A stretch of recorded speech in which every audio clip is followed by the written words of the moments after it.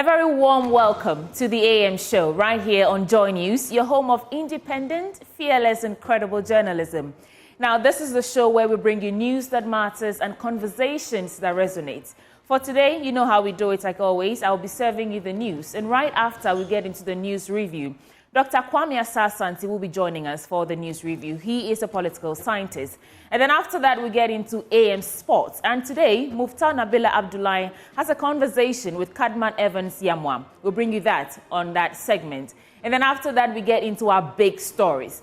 Today, we also have a conversation with the leader of the National Interest Movement, Dr. Abusakara Foster, whom together with the Movement for Change led by Alan Tremanting, have announced a successful conclusion of discussions with various political entities to form the Alliance for Revolutionary Change, ARC, later to be unveiled on April 17, 2024.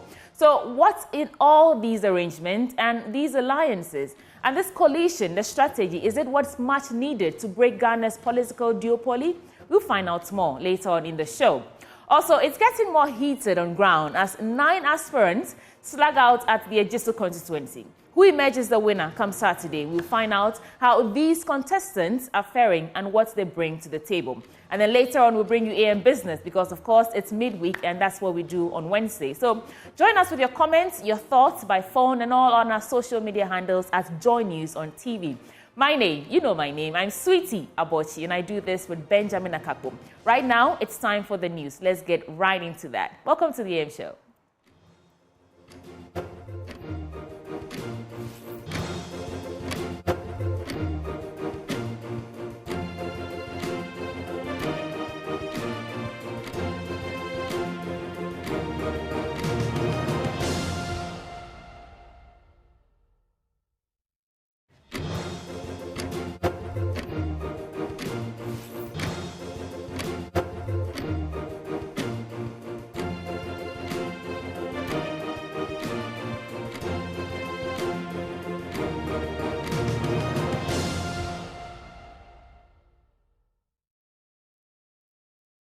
This is the AM News, and now the details. The 2 largest political parties are sharply divided over the reported missing of biometric verification devices at the Electoral Commission. This allegation was first raised by the minority in Parliament, with the EC subsequently dismissing the claims, arguing they only had 5 laptops unaccounted for during the servicing of the devices. The EC has emphasized that the missing laptops do not even have any consequence of compromising the conduct of elections. But this issue came up strongly again at the Emergency Inter-Party Advisory Committee meeting convened on Tuesday, whereas the NDC claims the EC confirmed at the meeting that indeed some biometric verification devices were missing. The NPP insists such claims are untrue. First, listen to Dr. Omane Boama of the NDC making these claims in an interview with the media after the IPAC meeting. The theft at the headquarters of the Electoral Commission. And I must say, it is very disappointing, the attitude of the NPP towards this theft. Why? Because if we can have the headquarters of the Electoral Commission of Ghana under CCTV surveillance, and there is significant components of biometric verification registration kits are stolen, and listen to me carefully, the EC did not voluntarily supply the information. It was the NDC's intelligence that picked up the theft case and questioned the EC in Parliament. The question is, but for the NDC's intelligence picking this up, when would the EC have informed the political parties? And so when the agenda included this briefing on the biometric devices, we decided that we will put forward the pertinent questions, which we read all to them. I will say over 97% of the questions were not answered. And I'll take you through them. Have the missing component of the BVR been found? If the missing items have been found, when? And we mean date and time. And where were they found? Who or how were the missing items discovered? Really, how many are missing or cannot be found or traced? Because it was NDC that picked up intel. What is the full scope of this theft that has been confirmed? What are the serial numbers of the missing items under discussion? And the serial numbers are very important when we get to data integrity. Does the EC have the purchasing invoices together with serial numbers at time of purchase of the missing items? Did the EC have official recorded inventory of the missing items prior to the theft? Is there present inventory of such sensitive items to aid a comprehensive inquiry, public inquiry, that can allay the fears of all stakeholders? Regarding investigation, the EC indicated to us that they reported the matter to the police.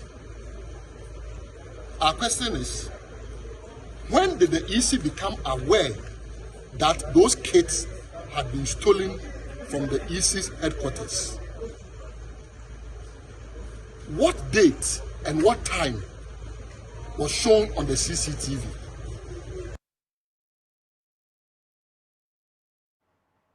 However, the Director of Elections and Research of the NPP, Evan Sinemako, has strongly dismissed the claims.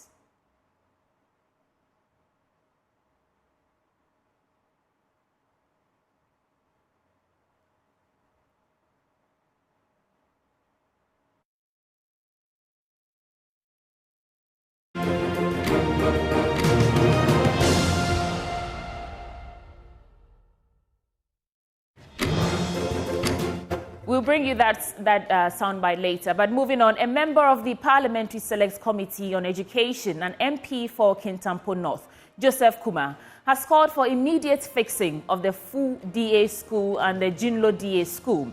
He says the structures of these schools are in terrible shape and are all in need of urgent attention. The MP made this call during a joint field visit by members of the Select Committee on Education. The Minister of Gender and Children and Education toured some schools in the Northeast Gonja district of the Savannah region.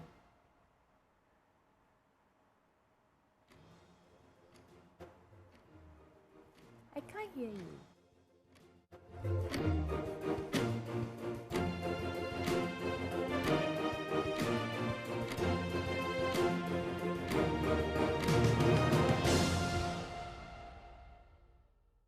Hello, folks. Thank you for staying with us, and our sincerest apology for that technical hiccup. But continuing with the news, a member of the Parliamentary Select Committee on Education and MP for Kintampo North, Joseph Kumar, has called for immediate fixing of the Fu DA School and the Jinlo DA School. He said the structures of these schools are in terrible shape and are all in need of attention. The MP made this call during a joint field visit by members of the Select Committee on Education, the Ministry of Gender and Education, when they toured some schools in the Northeast Gonja district of the Savannah region. The visit was to get the team have a fair understanding of the challenges being faced by schools in the area. The trip was organized by the School for Life, an NGO in the northern region. In an interview with the media, the MP for Kintampo North, Joseph Kumar, said the issue needed to be addressed urgently. I will visit since morning to interact and to personally observe the nature of the school infrastructure we have here. They are all dilapidated structures, nothing to round home about. They need immediate fixing and many other things. School feeding is not regular in the schools, but the scorecard system that the NGO use. They interacted with the citizens, that's the community people, and at the same time, the Ministry of Education and that of the GES.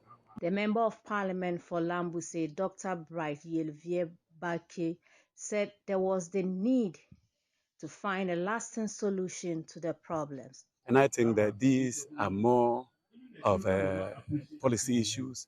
These are more of decisions and direction of government. And as a member of the ruling party and a member of the committee, I think that when we get back, we will report to. Fortunately, we came along with a clerk, assistant clerk to the committee, and he's going to do a report that the entire committee will discuss and further engage with the ministry and the minister, Ghana Education Service, so that we find a lasting solution to these teething problems in these communities. Director for Pre-Tertiary Education, Anna Bafwe, said the issues were presented to the minister. Yeah, for the two places that so far we've gone to, it looks as if the issues is running through all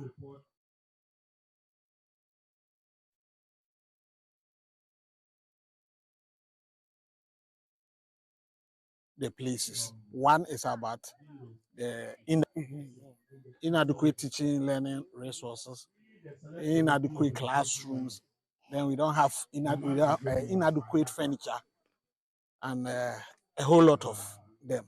So as a ministry, what we intend doing is that when I get back to the minister, I'm the director for pre-tertiary education.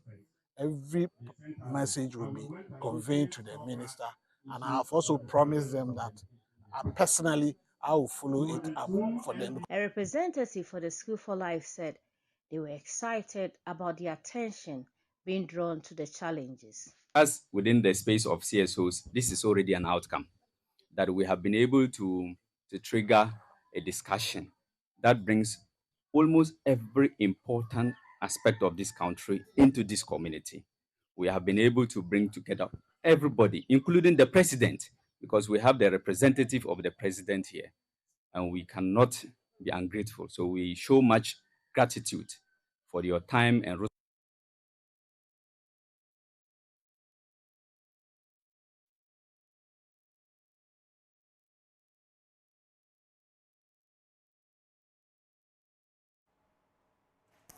The Minister for Finance, Dr. Mohamed Amin Adam, has donated 10 polytanks to help address the water challenges the Tamale Teaching Hospital is currently facing. He further made available 10,000 Ghana cedis to help renovate the underground reservoirs of the hospital to help end the crisis. The Finance Minister also donated 3 dialysis machines to augment the 2 at the facility.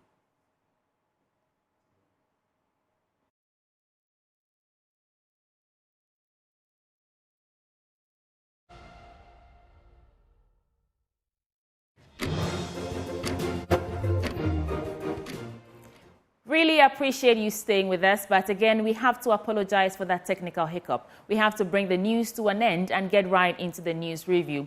Benjamin's in the studio, and Dr. Kwame Asasanti will be joining us shortly. So let's get into the news review. Hi, Ben. Well, good morning. Good morning. Here we are again. Yes, time now for the news review. And I don't know, I guess it's a bit stylish this morning. Yeah. How we're going about the segue between the Yeah. news and the news review. But welcome aboard. Time now for us to hit the newspapers. And courtesy of Endpoint Homeopathic Clinic, we bring you this segment every weekday. And today, as always, they are offering you prostate screening for free if you're a man, fertility screening for free if you're a woman. Just reach out to them at any of their branches. Let's start from right here in Accra. They are at Spintex opposite the Shell signboard.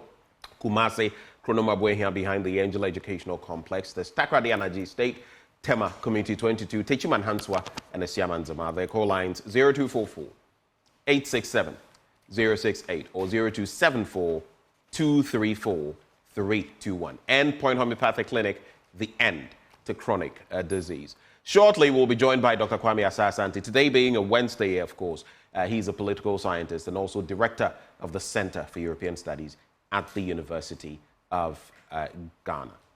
Well, right before we get into the papers, though, between yesterday and today, quite a number of things have happened. Some of the papers capture some of these happenings. But this whole bit about people losing their genitalia, men, I find it rather absurd. And it's closer than you think, because someone close to this establishment got beaten for nothing. It's almost as though someone could target you and just say, hey, you've touched me and my thing. Who checks to see whether the person's, genitals are there or not? And all of a sudden, people pounce on this person and beat the person up. In a video I saw, the man was holding his genitals and saying that, make it come back, make it come back. And he had bruises all over his face. It means that the boy was beaten to a pulp because he's allegedly made their, genitals vanish. I mean, this is where I'll be like, oh, you're suggesting this? Okay, so let another man inspect to be sure that your genitals are not there. I mean, pardon me, this is stupidity. I'm sorry. It is sheer stupidity. This whole bit about, and 9 people have been arrested over this because it is false. And apparently their genitals were in place. Nothing was lost. I heard of this young man, someone I actually personally know, beaten to a pulp in Choco. Oof. The claim that he had touched someone, and who checks that, look, the person's genitalia or genitals are no longer there? I mean, what kind of thinking is that? It's so backward. It's so uncouth. And we should stop that.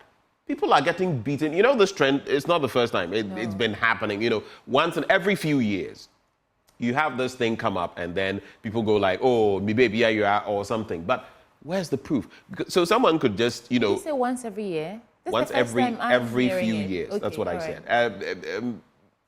So basically someone who has it out for you, maybe the person doesn't like you or something, they know that, oh, maybe at this time of morning, you go and board a vehicle going home. They also come and say, hey, you've touched me.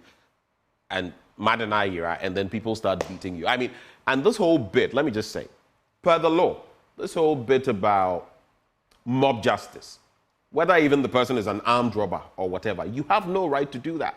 The person has rights. So even if you think the person has done something like that, grab the person, take the person together with the purported victim to a police station and let the matter be dealt with. This bit, you remember Major Mahama. The same way that case was treated. If you go and do this to someone, whether the person dies or not, because there's assault, there's battery, you could find yourself on the wrong end of the law and you would have no one else to blame. Oh, obi say nibi biya and I mean so me ko bu no bi. Asem toa beya one. Anyway, that's just one thought in there. And the Daily Guide has a story, 4 more in court over missing people. This country, sometimes I don't know whether, I'm sorry I'm being this hard this morning, but I don't know whether it's a lack of education or whatever. But how do you just get up and say, my genitals are no longer there. Someone touched me and that's why. Who is checking to prove? How can we act like this? Anyway, my thoughts on that. Yeah. So I can't even wrap my mind around it, like going round. And you know why I'm so upset? Why? Someone within these circles got beaten brutally, badly beaten. Because just same thing. And the person claimed, which was false. Oh, that's sad. And that's what I was saying in Choco. And I'm not trying to castigate the people of Choco, but that's where it happened. Anyway. Let's bring in Dr. Kwame Asah-Asante. Doc, good morning. Hello, Doc. If you can hear me. Yes, I can hear you. Top of the morning to you. I hope you're well. I'm very well. Very well. And yourself? It's been quite a morning. This morning, I am more tired than usual. I think at some point, one of these days, I'm going to have to take a break. This machine of the body needs some oiling, and we'll see to that. We'll see to that. I don't know whether you followed what I was just sharing a short while ago, though, in terms of people claiming, their men especially, that their penises were getting missing and people getting beaten, when in fact, you would go and check and nothing had happened to this person. 9 people earlier, now 4 more are in court over this saga. And someone close to us actually got beaten a few days ago in Choco. I don't know whether you have any reactions, but if not, then you can share with us what you have for us today. It's unfortunate that we are in that type of situation. The good news is that the security people, I trust them, they will deal with that. They will deal with that. But we need a whole lot of things to be fixed to make sure that these things get, curtailed or nipped in the bud. not even curtailed, nipped in the bud. It's unfortunate. If you look at last a few, I think it should be a week ago, when Mr. Alan Chamating went to church for the Easter program. Right. You recall? Right. He made a statement to the effect that Christians, they need somebody to be elected. Christians should elect a Christian leader and all that. I find it a worrying situation that I must say that I have great respect for Mr. Chamating and his personality and his contribution to the development of this country. I have no doubt that he has paid his dues and that he is a very honest man. But I'm sorry, the statement he made doesn't resonate with, followers of democracy, right? This country, it is true that Christians are in the majority. There are other people who profess other religious faith. They are in there. I myself, I am a very traditional person, all right? There are people who are Muslims and the rest of them. We all matter in the scheme of things of democracy in our country. So when you speak on that lines, then you are saying that, in effect, that, and first, the implication is that you believe that all Christians will vote for you. That is not true. The fact that we all fellowship at a place, the fact that we are all Christians, we have our different beliefs. We have people that we want to vote for a very good reason. All right, that is one. Two, you are polarizing the existing already polarized society. And it's not good news, no. The best we can do all the time to put our people together. It's ideas, a contest of ideas. So you should be able to develop ideas that will resonate with people and the people will give their vote, but not to divide them along religious lines. It's not good enough at all. Because my question to him is that, yes, after you have won power, even Christians vote for you. What about Muslims, traditional people? Would you go to them for tax to run the affairs of the state? You must as well say that Christians give me tax, and then the rest of the people can go to sleep. I'm not going to tax them. But it's not possible. You can do that, right? These are things that divide the society the more. So with all due respect, I believe that he should not cross the line anymore, right? He owes us an apology on that. I've heard some of he owes us an apology. Yes, yes. I have heard people who try to justify that, defend him, but those people are as guilty as himself. All right, what he said is nothing but what it's in bad taste, and it shouldn't come from somebody like him. We don't want to see that, because if everybody is supposed to take the line that he has taken, at the end of the day, you see this country is divided along certain political, religious lines. This is what you recall, you and I read in Ghanaian politics in the 1950s, where political parties were formed along religious lines. And we can talk about Muslims Association Party, whose interest was to cater for people living in Zongos and Muslims and nothing more, nothing else. That was unfortunate. We had groups such as Angono Youth Organization, whose interest was to protect not others, but only Anglos. And that was also unfortunate. We have, the Northern People's Party, whose interest was to cater for the people of the North, and other regionalist party. And remember, all these things found expression in the 1958 when Nkrumah passed the Avoidance of Discrimination Act. You know that. And that is to say that we don't want that, because Nkrumah didn't want a situation where we are divided along religious, ethnic, or regionalist lines. So he passed. You recall 1956, or 3 months after 1954 elections, NLM was born as also a party for the Khans and the rest of them. We don't want that. We have come this far. So I believe that politics is nothing but a contest of ideas. If you don't have ideas, I believe that you should find ideas or you stay out of politics. I believe Mr. Alan Chermatin, I have no doubt in my mind, he's a man of ideas. So he can do better than resorting to this cheap type of politics. I'm afraid I don't support that. So in other words, you're expecting an apology from him, one. And then I am expecting that. Okay, right. Because it makes nonsense of the alliance he want to form with the other group. If you read the press release that he churned out, one of it was to to establish all-inclusive government. All-inclusive, from the word go, you have divided the society. Why are you going to get an inclusive government? He was also trying to to establish, get that alliance formed with a view to, restore some of our lost, virtues and values and all that he said to the effect that there is divisiveness within the body politics. Yes, what is more divisive than what he has done? I believe that he made nonsense of the whole press release and all that. I'm speaking as a scholar in this area because if he doesn't do that, every time he comes out, these things will be used as raw materials to attack his campaign. You want unity, but meanwhile, you yourself, you are dividing society. You want this, but meanwhile, you are preaching something different. I get your point, Doc, but do you think ordinary Ghanaians who are dissatisfied with the status quo, I agree with you, essentially. I agree with you. But do you think the ordinary Ghanaian voters who are more concerned about the bread and butter issues and everything in between, do you think they are so concerned about that? And the second bit I'll add right before we get into the papers. You know that he's teaming up with Dr. Abu Sakara Foster.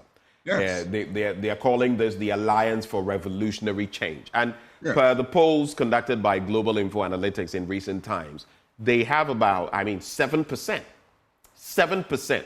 Now we know, you know the trajectory better than I do when it comes to politics and smaller parties massing up together. You might probably have to go to the days of Eagle and then the other one, Guzitano, before you can get any minuscule, meaningful political inroads made by any such organization. But a 7% turnout, even if it were 5%, 5% can determine who does or doesn't become president. So they have a constituency then. So reactions to these two.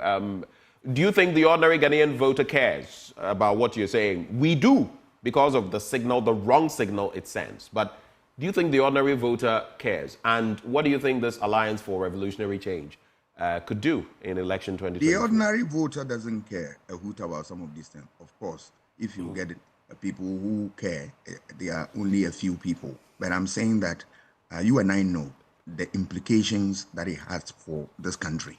And that is why we are sounding the alarm bells now. So we don't want a situation that because our people cannot, excuse my language, read in between the lines and then, make informed judgment on some of these things. They consider their economic survival paramount than any other thing. You cannot take them for granted, and you cannot take this state for granted, and you cannot go on this trajectory because at the end of the day, this can create problems for us. And what is the essence of politics? Is to make life better for every human being. If this will not make life better for us, I'm afraid you need to forget about it. The alliance, yes, and then the report from Info Analytics, right? Yes, I'm not here to rubbish the report and all that, but it's interesting for them to point out that, they are going to get about 7%. There's a little difficulty here for me, because if you look at... So let me clarify, that is as of a recent poll they conducted, of the number polled. If we were voting probably at the time, per the voting patterns, they would be securing about 7%. Let me just clarify that. Even there, there's a little... it's interesting in the sense that if you look at Ghana, the smaller parties, if you put the average together, the study that we did from 1992 to 2020, none has gone up to 5%. Remember, if you want to lead this country, you have to go beyond the 50% threshold. So it's a tall order. So look at all the parties, their strength cannot even get to 5%. So you are talking about an individual. Remember that Mr. Chermatin, even though he's popular and all that, he's a first-timer relative to presidential elections in this country. And so he's going as what? As an independent candidate. There are more challenges for him because of, one, the system of government that we have, electoral system we have, the first past the post system, you are not going to have, you are either going to have a landslide victory, or at worst, when there is a second round, then the tie is broken at the second round. So I am not sure that an independent candidate will be able to go through this pork and then come out successfully with even if you have not been elected as a president, you get 7%. That's a difficulty. Because second factor is that there is the two-party system, which are very strong in this country. The CPP tradition and the Danko Buzia tradition, very, very strong. So there is no way that a third force, in quote, can marshal forces to be able to garner that type of votes. It will not happen. It will not. The best you can do is that you will perform and tie your apron string with other political parties to be able to push the election to a second round. That is a possibility. Right. But getting about 7%, that one, that's difficult to take. It's difficult.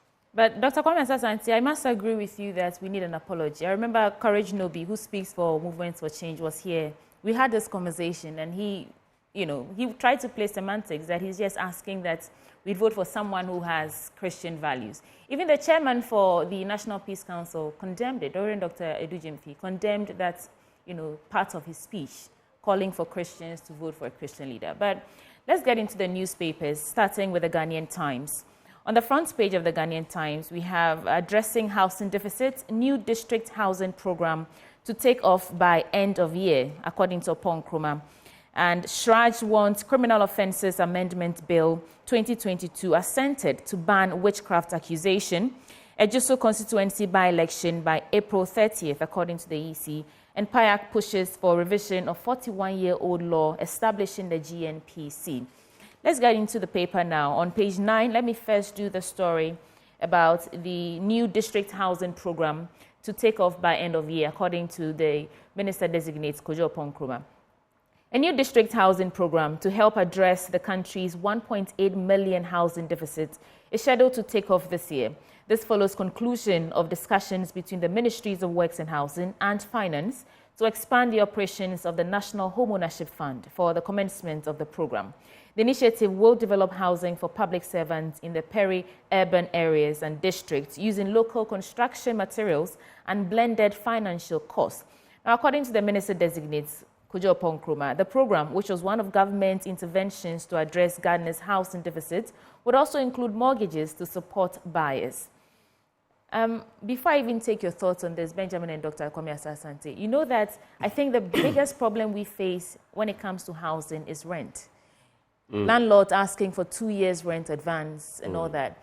The Ministry of Works and Housing has this initiative on rent assistance. And apparently it's not that bad because people are getting some supplements to pay their rent and all that. So what do you think about this new housing district housing program that's supposed to take off by end of year, which will include mortgages and all that? First of all, how are the mortgages system doing in the country? Do we have effective mortgage system to help people, own homes? Do you want to know my very candid, genuine, raw thoughts? Not raw, but candid thoughts. Then you don't want to know. Tell me, what's on your mind? Because these things, this is not the first time we've said this, especially in this administration. Yeah. Do you remember what Dr. Baumia said about paying rent and all? I mean, it's been said time and again. But they do have that initiative, the rent assistance. How many people do you know who are benefiting? Not personally. I watched a well, then again, it's a documentary. They filmed it. Those are the things. It's always opaque or at best translucent, never transparent. Oh, this is a whole batch of people. Let's interrogate. Where are they? What do they do? Hopefully they are not party members.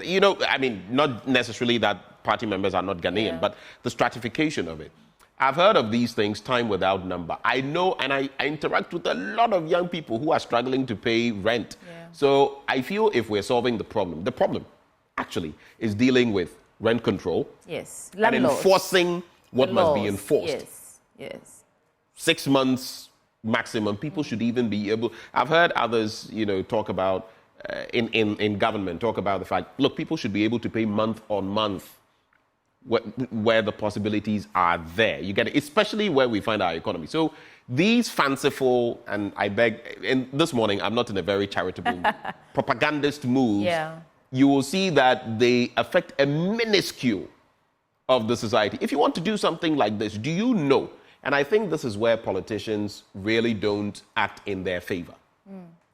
Can you imagine what it would do if any administration, I don't care which administration, NDC, NPP, CPP, PPP, whatever, ARC, succeeded in executing a program where young people, especially those who may have just got into tertiary education or just graduated from the third tier of our educational system, had a system where right after that, they would have access, it doesn't matter, to even a studio, little place where they can start off on life, where they can dream, where they can work and do something. A little kitchenette, toilet facility, all in there with, but no, they will not do that. Talk shop, nothing to show. Saglemi is rotting. I have told you about that one put up by Kufuor. It took donkey years before we got to it. Once we keep up with this vicious cycle, all of this will just be mere talk. Introducing something entirely new instead of focusing on dealing with the problem. Instead of dealing with the past ones, we're always introducing new ones. I'm sorry, but I'm not enthused by it. What do you think about this new initiative by the Ministry of Works and Housing? Kojo Nkrumah say not only are they trying to launch this by end of year, they want to partner with some real estate developers like Greda and the rest to make it more affordable for young people or for the average Ghanaian. And Doc, before you come in, let me just add a very important question. How affordable is affordable? The affordable housing units they've been putting up, how many people can buy them? So again, you see the very same politicians and those in power, those who have it, going to get what is so-called affordable. Doc. I think Ben has said it all. He has said it all. Because, look, let's start from what the Constitution says. That every government, when you come into office, and previous government started a project, you need to continue. Simply because we want to ensure value for money. Go and do audit about, facilities that are in the bush today. Who has, any presence of mind to want to do such a work? As if we did not use resources to do this. You do audit and then put the monetary figures together. You will see a whole lot that we are throwing away. Yet, those things are there and you want to start a new one. Who are you trying to deceive? You see, you don't only become a leader just because you can talk, just because you can convince people, just because you can excite people. But you are a leader because of legacy. You are leaving something that will stand the test of time. Kwame Nkrumah constructed a lot of things. And today, Nkrumah is dead and gone. We are still making the best use of it. And so is the situation for other leaders. That's what leadership is about. Referendum of your work. Where is the work? Right? You want to start these things. Who are those going to benefit from it?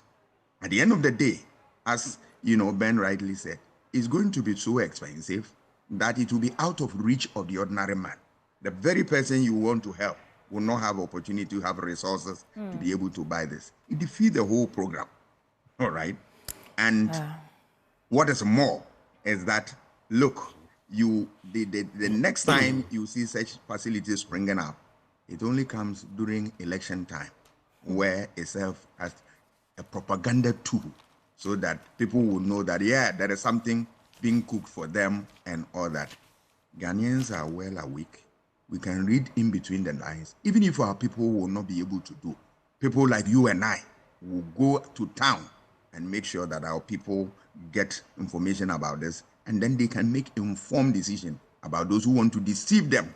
All right? We should expose these things because governance ought to be transparent. And we need to be able to serve our people with honesty at all times. Right. If they really mean business, let them go to the bush and begin to develop the facilities that are already there before they talk to me about these things. Otherwise, for me, it will be nothing but a propaganda tool just to move people by themselves, by their side during election. It is plain and simple. I wonder what it would take to get another Dr. Kwame Nkrumah, or a leader who's just passionate about developing this country or moving this country forward, so that the ordinary Ghanaian can breathe. And anyway, he died without the property. He died without the property. Yeah.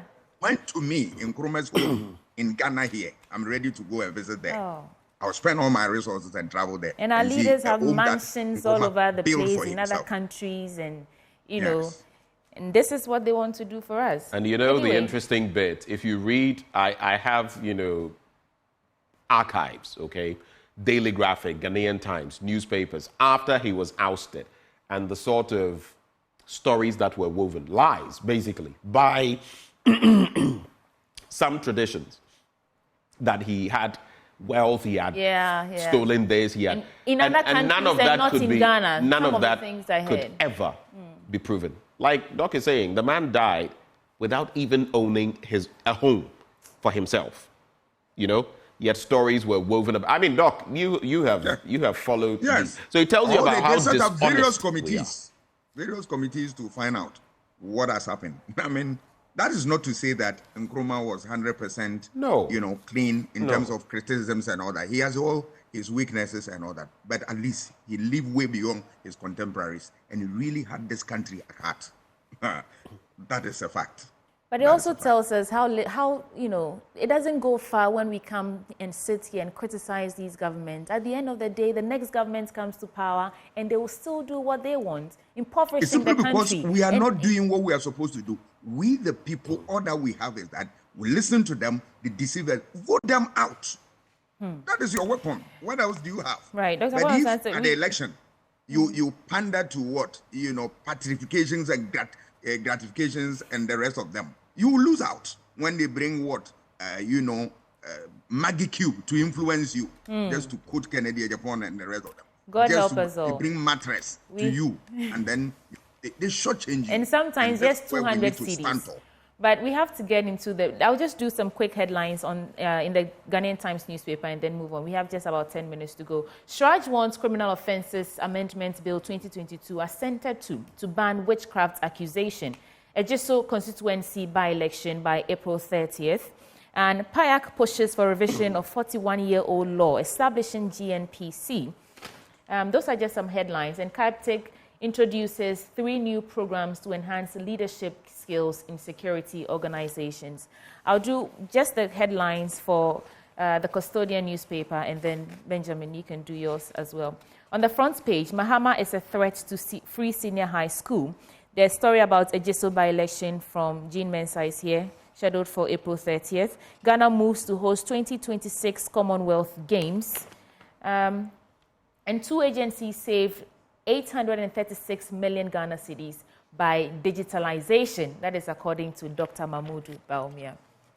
Benjamin, if you want to react to that last story about 386 million saved by digitalization, that is what Dr. Baumia is saying. I think it was at the leading justice presser when he said that digitalization is really the way to go, because that's how much digitalization has helped us. On the back of ghost names in accounts, because with the Ghana card, are there currently no ghost names? Even at the finance ministry, the finance ministry, the epitome of where you would expect that there's diligence. How long ago did we not have ghost names who had been taking 8,000, 15,000, 20,000? Let's stop the talk. Everywhere across the world, digitization and digitalization are prominent. Yeah. They are the way to go. He says we've saved that. The devil is always in the detail. Yes. That's the breakdown. Yeah. Very quickly, with the Daily Guide newspaper and the New Finder newspapers, I want to focus briefly, but I'll get to those ones last. Funny Face granted 120,000 Ghana cedi bail. I'm trying to avoid, it's getting too often, so I'm not going to go into that story. You want to get the details, get into the Daily Guide, grab a copy for yourself.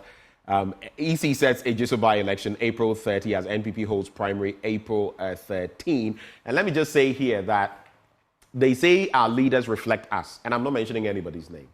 But I also look at some people who are putting themselves up, and I'm asking myself, this country, I'm sure you know where I'm going, but sometimes the caliber of people who are even able to put themselves I'm up. giving you background music. Anyway, then 4 more in court over missing penis. I spoke about that. The story's on page 6. But where I want to focus briefly, Ghana to return to 5% GDP growth. That's according to the World Bank. Recently, the projection was 2.9%, just above the 2.8% that had been projected. And the thinking is that by 2026, we could get to 5% growth. But it also tells you how far, really, we have fallen.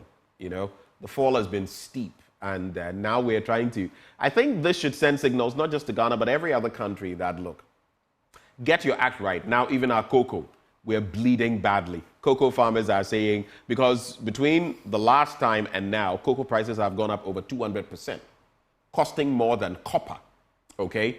Almost about $10,000 per ton. And yet, the increment has been 50%. And some are saying they are going to convert their farms into other things. I found it interesting recently reading that Burkina Faso, apparently for decades, do you know what? They call something red gold. Do you know what it is? What is it? Strawberries. They cultivate, in the Sahel, they cultivate strawberries. And I'm asking myself, and guess one of the biggest countries importing from them? Ghana. Yeah. So some of the strawberries you will find in the supermarkets, and they are not from Europe or anywhere. They are from Burkina Faso. Can we do same? Can we add, they are producing about 2,000 tons per year. Even the cocoa we have, we're not dealing with properly. To talk of other, we just aren't oriented. But I'll wrap with free SHS will collapse under Mahama. And sometimes I ask myself when politicians, especially NDC and NPP, sometimes they say outrageous things, right? When someone says something like this, what is the basis? He says, oh, in the past, there have been claims that this and that. When the person has, over time, said, this is not going to happen. I mean, technically, how do you think someone will come and put an end to free SHS? As for the problems, they are myriad. But still, we must keep it and fine-tune it. I don't think paying for everybody makes any sense. But the administration thinks it does. If someone says that, I don't know, but Doc, maybe you have different opinions on these stories. Yes, I will start with the digitization and the benefits we have derived from this. There's no doubt about that. It's fine, and it's in line with what government ought to do at all times, that be innovative, and then you take advantage of the existing technological advancement, and then you make life better for everybody. So yes, government has done well. And then they touch on something about what? Ghost names, that they've cleared all of them and all that. We hope it is so, because I know Mr. Yausafo Malfo spent all his time when he was in office, before time, removing ghost names when he was a finance minister and all that. We still saw ghosts, emerging. It tells us that there's something we are not doing right. So if the vice president is saying that we've been able to reduce, remove them, and that we've been able to save about 380 million. No, 836 million. All right. Yeah. All right. Right. That's a big one. Yeah. But I want him to also reconcile this thing with $58 million that we spent on a hole, digging a hole. I want him to reflect on that, and let's see whether we are ensuring value for money. At one point, we are making so much because we have cleared the ghost names in our payroll. Brilliant idea. Kudos. But what about $58 million that we can only show that it exists in the name of what? A hole. Where is the cathedral? That needs to be what? Addressed. And then the issue of cocoa. I am a son of a cocoa farmer. I work throughout my life as a cocoa farmer. My uncle, my mother, my father. So when you talk about cocoa, it's so dear to my heart. More so when it's the mainstay of this country. All right. Cocoa farmers are complaining that the world market price has gone up and they don't have a fair share of that. It tells you that people in government don't learn from the past experience. These were some of the factors that contributed to the formation of NLM and all that. I thought that they've come this way, they will learn from this so that you help the farmer to get something that is, he's entitled to. That's all. So you encourage them to produce more. Recently, we have seen the threat that Galamsey activities opposing to what? The cultivation of cocoa in this country. And you cannot compound the situation when you don't give them their due. What is also surprising is what Ben talked about, the cashew, strawberry we are getting from Burkina Faso and the rest of them. It tells us that we are not serious as a people. I'm sorry to say it, but I have to be blunt. All right. I was a reporter in Parliament when Parliament to pass a law that we're going to get resources and cultivate cashew nuts in Brongahafo and other regions so that we can make the best out of this. What has happened to that? What has happened to that? I want us to look at these things, not only passing laws, but I want our legislators to also help us to be like what Americans call what? They say their legislature is unique, and I ask them, what is unique about American legislature? It's that when they pass a law, they go out there to see that the law works. I will urge my parliamentarians in that from time to time, let them visit us out there and see whether all the effort they are putting into making laws, the laws work. That is all that I can say. Right. But before we before we wrap this up, when Doc was talking, something came to mind. Ben, if I asked you what is the Ghanaian dream, what would you say it is? Because he mentioned America and immediately thought the American dream. What is the Ghanaian dream for young people in this country? What is it that we are aspiring to when we reach a certain age or milestone? What do we hope to get from this? I have posed that question before. For the sake of time, I'll be very brief. Yeah. There's probably none, unless you come from a certain stock. And, I don't know. What would you say? I think it's to Japan. The Ghanaian dream, the Ghanaian dream is to leave the country. Yes, because we've lost hope. Anyway, we have to wrap up. But why should we lose hope? Why should we? If our leaders get the basics right, everything is here, and yet we are poor. Look at resources. Now we are getting minerals we have not even heard before. Yes, we are hearing that they exist here. All right. According to our all president. the resources, except that our leaders, it's not only that they are bankrupt of ideas, but they are wicked. They don't want to fix the problem because the wrong things that they do, they benefit from them. We should tell them in their faces. Yeah. Well, that's how we're going to have to sew it up. Doc, we're grateful for your time. Dr. Kwame Asah-Asante, political scientist and also director of the Center for European Studies at the University of Ghana. Thank you, Doc.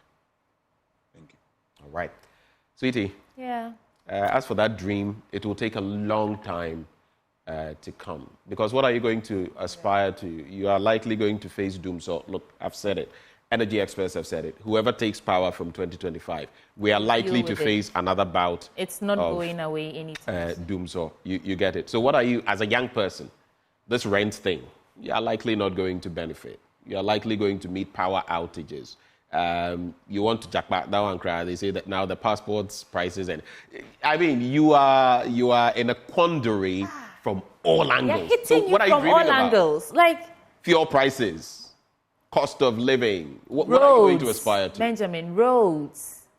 Well, this segment always brought to you by Endpoint Homeopathic Clinic, and they're offering you, if you're a man, prostate screening for free. If you're a woman, fertility screening for free. Reach out to them at any of their branches across Spintex, opposite the Shell signboard, Kumasi, Kronoma here, behind the Angel Educational Complex. There's Takrady Energy State, Tema Committee 22, Techiman Hanswa, and Siamanzama. Their call lines 0244 867 068 or 0274 234 321. Endpoint Homeopathic Clinic, the end to chronic disease. We have...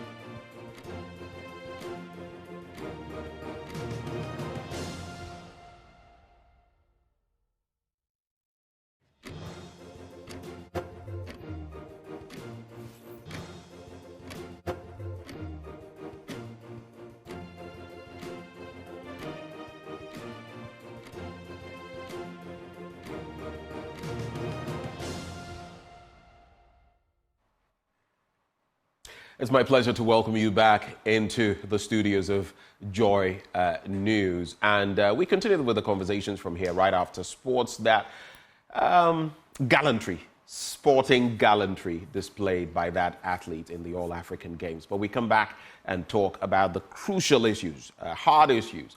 On the fourth day of this month, Thursday, we were served with a shocker. Guess what?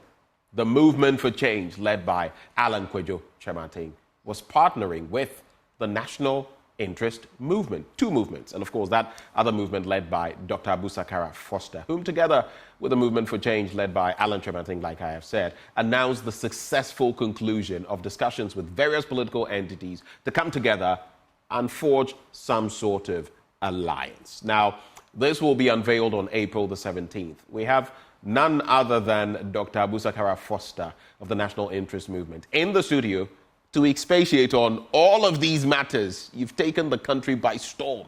I didn't see that coming. But before we even get into that, right, I will cut incisively into it. I just want to find out from you briefly. You're in Ghana. You look at Ghana today. Is Ghana getting any better? Oh, I think that we are in a deep crisis. Because a lot of indicators are worsening. And our capacity to heal the increasing rift between the haves and the have-nots, the social tensions that creates, the joblessness that creates, etc., are key things that we must address urgently to give people a sense of hope. And also, there's a lack of unity and cohesion in the society. It seems that we're becoming, the others and us. So it's very important that in addressing both the hard issues about the economy, etc., we also address the social issues. And that also give a sense of inclusion, where increasingly it's seen that there's a political elite and everything is about them and then the rest of us. So these are things which ordinary people feel. And if you talk to a lot of people in the streets, the key thing that I see now is a sense of hopelessness. People feel that we've tried everything and it hasn't worked. And we don't see a way out. And these are the issues which we have been talking about all the time. What is the way out? How do we deliver that transformative change that will move us from one level to another? And it's not today we started talking about that. We talked about the need for the changes in governance to provide a conveyor belt for these changes to come about so we get better returns for our investment. I mean, we've had these conversations. Of course. Ad nauseum. We've been looking for the vehicle that will bring this about. And this alliance between different groups, I would say an alliance of movements, as it were, is an effort not only to talk about redressing these immediate challenges in front of us, but primarily to give people hope that there's another way. We've tried the other doors, they haven't worked. There's another way. Let's try this. And I think that is the important thing that is happening right now. And that has given birth to the ARC. Indeed. It also reminds me of some political elements from way back. I'm sure but there's no evidence. Definitely not the Armed Forces Revolutionary Council. No. But quickly, you know, this hit some of us like an April Fool's Day prank because it wasn't the 1st of April, but whoa, okay, is this for real? And then it happened. And the circumstances surrounding it, because you've spoken about the fact that, I mean, you were going to get scooped. There were some elements. Just tell us why you had to come out like this, though the launch is on April the 17th. Well, I think, first of all, we were really almost at the end of it in terms at the end of negotiations, discussions. Well, and the arrangements. Because, you see, there's been so many of these attempts at joining groups together, etc. But it's always been about positions. You know, what am I going to get out of this, etc. But we didn't want this to be about that. Because what brought us together was really the need to find that transformative change and to do it in a progressive manner. Because, if you like, this alliance is born out of a turn away from stagnation to a more progressive path. Now, why it seems so strange, are you with me, was because you know where I'm coming from, and you know where my partner, Alan Chimanting, is coming from. So to see the two of us together, people thought, oh, how is that possible? You know? But then the question is, what brought them together? And that's the question I think people should be asking. And I'm going to ask you that question now. Yes. What brought you together? Well, it's an unlikely union. Well, what brought you together? I think that if you look at our backgrounds, people who have always been keen on seeing a big transformation in this country and looking for innovative, progressive ways of doing it to take us to the next level. If you see from his point of view, I don't want to speak for him, but this is somebody who had been in a political party for a long time. And maybe that development and freedom mantra that he saw as attracting and attractive to him ceased to be so when that freedom in election of who they wanted was emasculated.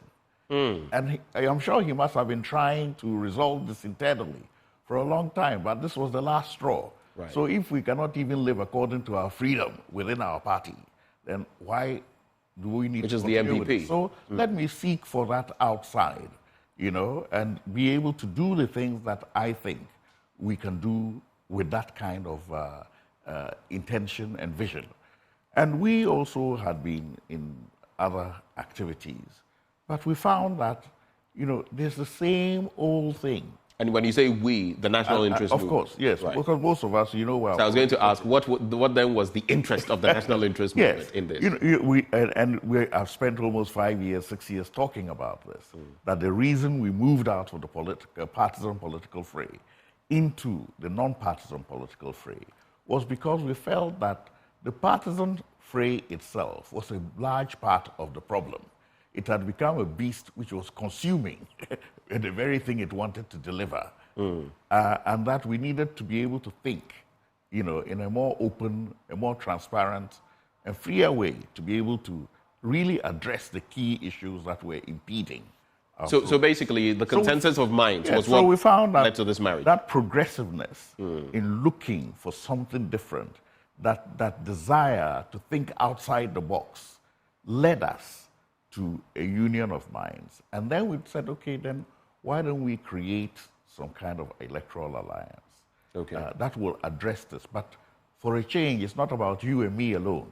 Let's put together a framework, are you and me, and a key understanding that will allow other people to join. Because then they know that it is about the country, it's not about us. Who approached whom? Did you approach Alan Chimanting or did Alan approach you? Well, I think first of all, I knew him, but I didn't know him that well. And he approached me from the point of view of his Great Transformation Plan. So he approached you? He knew that, not for political purposes, for the purposes of formulating a Great Transformation Plan. So I thought to myself, this is strange. This person is not even in government, and they're thinking of what to do. So this must be very important. Of course, at that time, he had not, left the MPP. So this is quite a while ago. Yes. So I was impressed by the fact that an aspiring candidate had started thinking of what he would do to get that quantum leap, that change from the point of stagnation where we were, something that will resolve the crisis that we were in.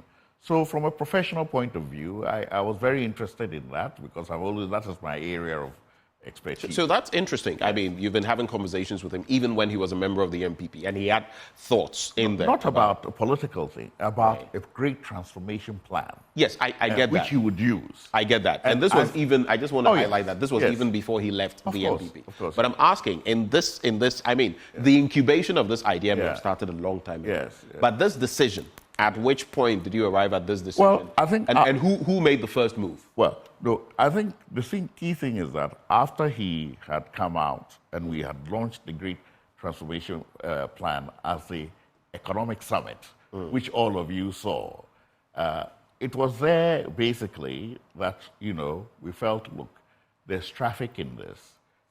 Maybe if we work together, focus more closely. We can build a framework. So it just evolved naturally out of that.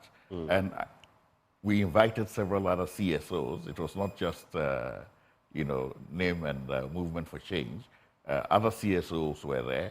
And some of them also saw that, oh, yes, this is not about Alan or Abu Sakara. It's really a vehicle that we can develop. At that time, we didn't have a name. All we knew was that this is a great idea. If we work together, we can formulate a vehicle that can contest the election based on delivering. Okay, so in our country, we have a lot of interesting dates, including the 6th of March, probably the most prominent, 1957. Yes. On which day did this crystallize? Like, where you finally realized, you know what, let's do this? It's difficult to tell you that because it was something that incubated organically. Okay. So there wasn't a eureka moment. Okay. It was a gradual warming, are you with me, to say that, look, we think we can deliver on this. Because he was focused at that time on his independent presidential campaign. And as I told you earlier on, we felt that the way to go was to build parliamentary candidates. Okay. And get a few parliamentary candidates. Get seats in parliament. Yes, and build on it. So obviously we had no competing interests, are you with me? Right. And we had a synergy. If those parliamentary candidates and himself could be mutually supportive of each other, then, that will reinforce all their efforts. So there was a natural synergy. And I think that just grew, and especially as other people took interest, it grew and grew and grew. So in a way, I think it can't be pinned to one day, but it can be pinned to a period. Okay, he has this movement for change. Yes. You have your national interest movement. The interesting bit, the common denominator. We're all movements. You're all movements. that brings to mind a constitutional curiosity, though, because some have said, oh, these movements springing up and all of that. Constitutionally, there are setups. You're a political party or, independent, but there are certain basics you must meet. Are you eventually, now with the ARC, are you going to form a political party? How do you mean to execute the agenda towards election 2024? For the election 2024, basically we've agreed to form an electoral alliance. This is what the MOU was about. An electoral alliance. What does that mean? Basically, it means that we will support his presidential candidature, and he will also support some of the independent MPs that we'll be fielding. And if he also has some independent MPs he wants to field, why not? But he's focused on his independent presidential candidature. So together, we can reinforce each other's efforts and see how we can make a dent in this next election to bring about a change in the political landscape. If we can make a significant impact, maybe, of course, if you enter a competition, you never say, I'm going to run only 50 meters in a 100 meter. You want to run the whole race. Right. But whatever gains that we make, it sets the foundation, are you with me, to build that alternative to NDC, NPP that we have been talking about. And when I say build the alternative, I mean an alternative that offers more than they offer. You get what I'm saying? And of course, the circumstances around this are also very interesting because as an avid political watcher, you know that it is very rare for that third alternative to mushroom out of nowhere. Right. And which is why many of us found this really surprising. And always, when it is successful, it is because there's a breakaway or a fracture in one of the main or two of the main political groups. And essentially, in his case, that is what you have. He has come out of the NPP. That offers the opportunity for other people who are in the non-partisan domain to team up and build, a new alternative force that will represent all the aspirations that people have been hoping for. You remind me of the Grand Coalition, and you remember from way back. But so you're basically saying there's room for others to join. Of course. But I wouldn't say it's like the Grand Coalition. Ghanaians were unique people. Whenever they come together, it's who's getting what position. Right. What should lead the discussion is, what is this supposed to achieve? What is it for? What role do I play in it? And what is it going to deliver? And this is the difference with this alliance, in that we're not teaming up just because of getting, of course, we want to win and, et cetera, to get a mandate. But it's not just political it is centered expediency. on what it is going to deliver.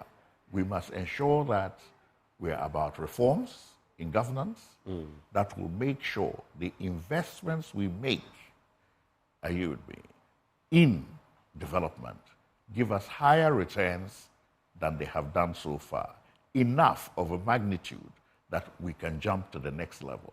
So we have to identify those things which have stopped us from getting that jump, because we've been making those same investments, but we haven't got those returns. So we have to see in the transformation plan, what are the steps you are taking to adjust that? Also, we have to take note that we are not where we were 20 years ago. We are not where we were 10 years ago. Right. The reference point has moved on. We came from the Rawlings era, where the country was almost completely in disarray. He stabilized under the interventions that he brought about. We got a sense of nationhood again from the military era. And then we went further into the Kufuor era, where that business acumen and the growth came back with a rebasing of the economy, etc. We began to look good again. And then we came to the Mills era, where the oil started trickling in. We had a windfall income that lifted our economic growth to another level and allowed us to do several infrastructure projects, which if we had borrowed to do it at that time would have taken us a long time. But it was allowed. Now, of course, one can argue about the ratio between infrastructure and other kinds of development, but that is a moot point. At this stage, those were done. You can see them. They're there. Then we got into this era where the oil is fully flowing. So we're expecting another big quantum leap. But instead, what we got was debt. Right. A deep, extensive borrowing that then began to drag everything down, especially as the global circumstances changed. Now, of course, you say, yeah, it's the global circumstances. So no, if you get money, you have to be prepared for a bad day. You can't assume that all days will be good. So at the end of the day, that has sunk the economy in a pit. Okay, And right now, what we are saying is the solutions you will be offering must be different to what you used to. What are those solutions? Because at the end of the day, we must first get out of the debt pit. What are those solutions? One, focus investment in growth areas, production, manufacturing, agriculture. Okay. Ensure that the transaction costs are competitive. So invest in the kind of infrastructure that is going to reduce transaction costs significantly. Okay. Use our waterways. Everybody developed using waterways. Why we insist on denigrating railroad and waterways and making roads the primary function when they are the most expensive means of moving things, I don't know. But we know that because of that high cost of transportation, our investments in production manufacturing are not competitive. So much that things which you have a big hole for importation, you yourself cannot compete in your domestic market to grab that market share because external products are cheaper or as competitive. So you have to find a way, and that way is to reduce your transaction costs. Okay. Not only in the form of transportation, the water systems, etc., but also make sure that you are investing more in production than in services. One of the results of this highly partisan democracy is that we put the winning of the election above the delivering what the election promises. So at the end of the day, we end up making promises which are all about consumption.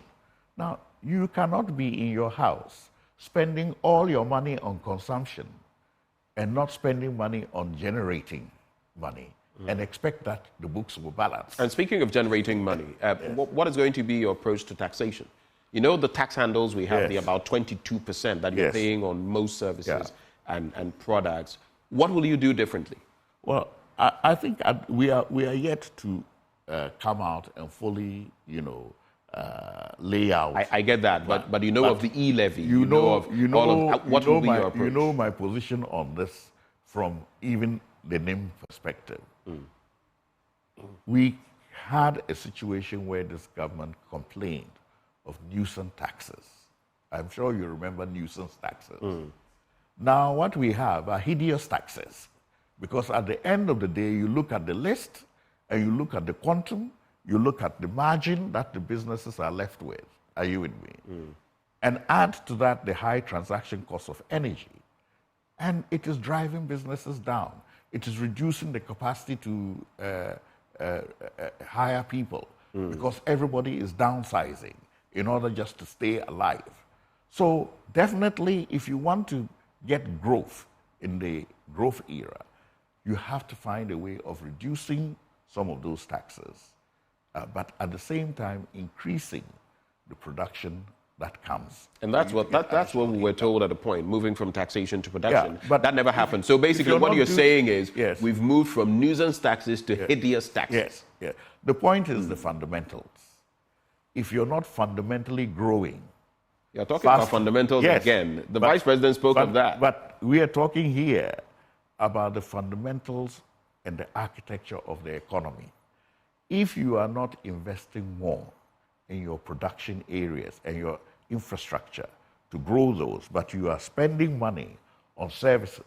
Spending money on services and social services is good, but you cannot do it to the detriment of investing in production. So I get your point, but just clarify for me. So how are you approaching the 2024 election? Are you a movement? Are you a party? What are you? No, we're a movement. We have no doubt about that. All right. We're a movement. We'll stay a movement, and we'll work towards very clear goals. We'll deliver the things that we believe, are you with me, will bring about a transformation. And those are the things that brought us And these are some together. of those you've mentioned. Yes, exactly. What role? You've said that it's not necessarily about who gets what, when and how. That's what politics has been defined as. But if Alan is still going to be the arrowhead, what happens to you? What are you going to be? Are you going to be the running mate? That decision has not been made. Of course, I can understand why people jump to that conclusion, because we are the two people who everybody knows. But on the other hand, for me, what I want to see is that the content of what we are offering is sound, and together it is going to bring about that new change, because he is keen on a government of national unity, which will address the increasing divide in society, and especially between the old and the young. So we want to see more young people participate in this. Okay. He's keen on seeing the economic transformation, because that is his area of strength. But fortunately, we also have me. I'm doing the agriculture side to support him, because that will be our source of growth. And also, we will want to see some changes in social attitudes. So we have to have the reforms that permit government to function more effectively, and that begins to shape the mind of the youth. You're also saying that while you cannot sit here and give me hardcore, answers to this, you could be running mate to Alan Trebati. Well, I think we would decide that. No, I'm saying it could happen. It could happen, or it could not happen. But it could happen. It could happen. I mean, from where I sit, are you with me? I want to make sure that we shape the alliance in a way that delivers something really innovative and different. Let's talk about expected electoral outcomes. At the end of this, alliances have been formed before in our political on our political landscape, and oftentimes they have amounted to practically nothing, apart from in 2000 with the Kufuor one. All the others that have followed haven't secured anything more than even 2%. What are your electoral outcomes, expectations ahead of 2024? I think, first of all, we're putting the cart before the horse. If something has just come out and people have not got to know it, and you go to do a poll on what the expected electoral outcomes are, what you will get is the expected electoral outcomes before it came out. So I think we have to wait, say, for a month or two, and then do a poll that will truly reflect that. But having said that, before any poll is even done, you and I know that more than 39% of the people are undecided. In fact, upwards up to 45. Who indicate. Which poll are you referencing? Well, I'm referencing the global Info Analytics poll. I don't know whether it's as high as you say. It is up there. Right. I mean, it's only 30-something for NDC, 30-something for NPP. I think it was 20. 20. So that leaves us the NDC 23. Yeah, so that leaves 40%. And yes, and more. I Are you with me? Right. So what I'm basically saying is that we are not in the same situation we were in the last election or the election before. What you have got now is a drift of people out of the partisan fold into the non-partisan fold who are looking around for an alternative. Not to mention the fact that within that group of some 40%, if you go by our demographics, between 18 and 45 years old, you have about 70% of the population who are in that category. So obviously, we have to be aware that this is the group we have to speak to. And that is why we can't just offer tiny incremental change and the usual promises and this and that. You have to offer a radically different solution. Speaking of that radically different solution, in the next few minutes, I would like us to address a plethora of issues. Someone like Nana Kwame Bediako, Cheddar, the new force, are you open to welcoming people like him and his own group into your fold to make that impact? I don't know what your thinking is. I think, first of all, we are open to everybody. However, you and I know, in these kinds of electoral arrangements, you have to lay a foundation. And then you build the superstructure on the foundation, and then you decide, how the rooms are going to be decorated. Right. But if you have a whole committee of people deciding all of those things at once, the election will finish and you move nowhere. So we have come together to lay the foundation of what this thing is about, how it will deliver, are you and me, and how it will work. If you are happy with that, come in. But we are not going to spend our time, are you with me, negotiating for positions and all of that. So we want people to see what it is about. And if they feel that, yes, I would like to be part of this, they're welcome to come in there. On Alan, though, two things. Some have said that he has served in this administration for about 7 years. He served in the previous Kufuor administration and all of that. I mean, what else can he do? But the crux of it also has to do with his recent, I don't want to call it outburst in respect of voting for a Christian leader. It's been criticized. The chair of the National Peace Council this morning, Dr. Kwame Asah-Asante, says it was in poor taste. What do you think? I think that it is over-dramatized. After all, people have said that it is time for a Muslim leader. Nobody criticized that. And I want to point one thing out to you. It is under a Christian president that we have had Hajj Village. Okay. It is under a Christian president that we have had a big plane land in Tamale for the first time to take people to Hajj. It is under a Christian president that we have had one of the most revered religious leaders in this country, the chief imam, who is promoted at all levels. So how does a Christian president prevent you, are you and me, from doing what you want to do as a Muslim? That is my question. So I don't think it is the religion itself is an issue in terms of, the fact that if we don't have a Muslim president, it will be some kind of imbalance. Because If you remember, the Christians have even been complaining. Why is it that it's the Muslims that get all this preferential treatment for their pilgrimages, and we never get any preferential treatment to Jerusalem? So I'm putting it to you that under Christian presidents, this nation has never... But does that justify those comments? No. People are calling for an apology. Dr. Kwame Asante No. apologize. I heard... You don't think he should apologize? I heard the statement he made. Right. You see, and I think when people have their political biases and want to twist something somebody has said, what I heard, which rang true to me, was that Christians should go and pray and ask God to give them the wisdom to choose somebody under his own heart. Are you with me? Of his own heart. Are you telling me that if you're not a Muslim, you cannot be after God's heart? Are you telling me that if you're not a Christian, you cannot be after God's heart? God has no religion. Are you with me? So to be somebody who really has a heart for God, you can come from any religion. So if you want to interpret it as being Christian, that is you who is putting the framework on it, not him. Okay, all right. So just to, let me sneak this by you as well. There's that situation with the IPAC and everything happening, the NDC, very displeased with what has been happening, missing BVDs and all of that, computers and all that. And there's also the Yendi situation, right, where Farouk Aliu Mahama has been given the nod. You saw what happened there, and even the claim by a journalist that the person was slapped and all of that. But the party has gone ahead to give him the nod. What do you think about these two issues?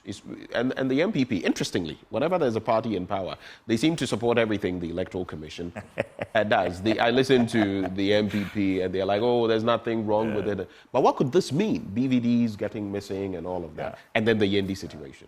You see, when I talked about offering something different to get away from the extremism of partisanship, these are some of the things that we mean.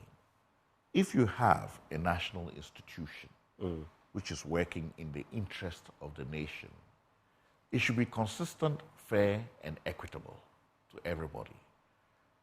Now, that doesn't mean that it is always going to do what you like. There are times when it will do what you don't like, and there are times when it will do what you do like. But if it is fair, consistent, then you accept the times when you didn't get what you want. And I think for us, this is some of the things which we want to encourage the Electoral Commission to stand firm. Are you with me? We believe that we have a good Electoral Commission. We can improve on it, and we have made significant improvements.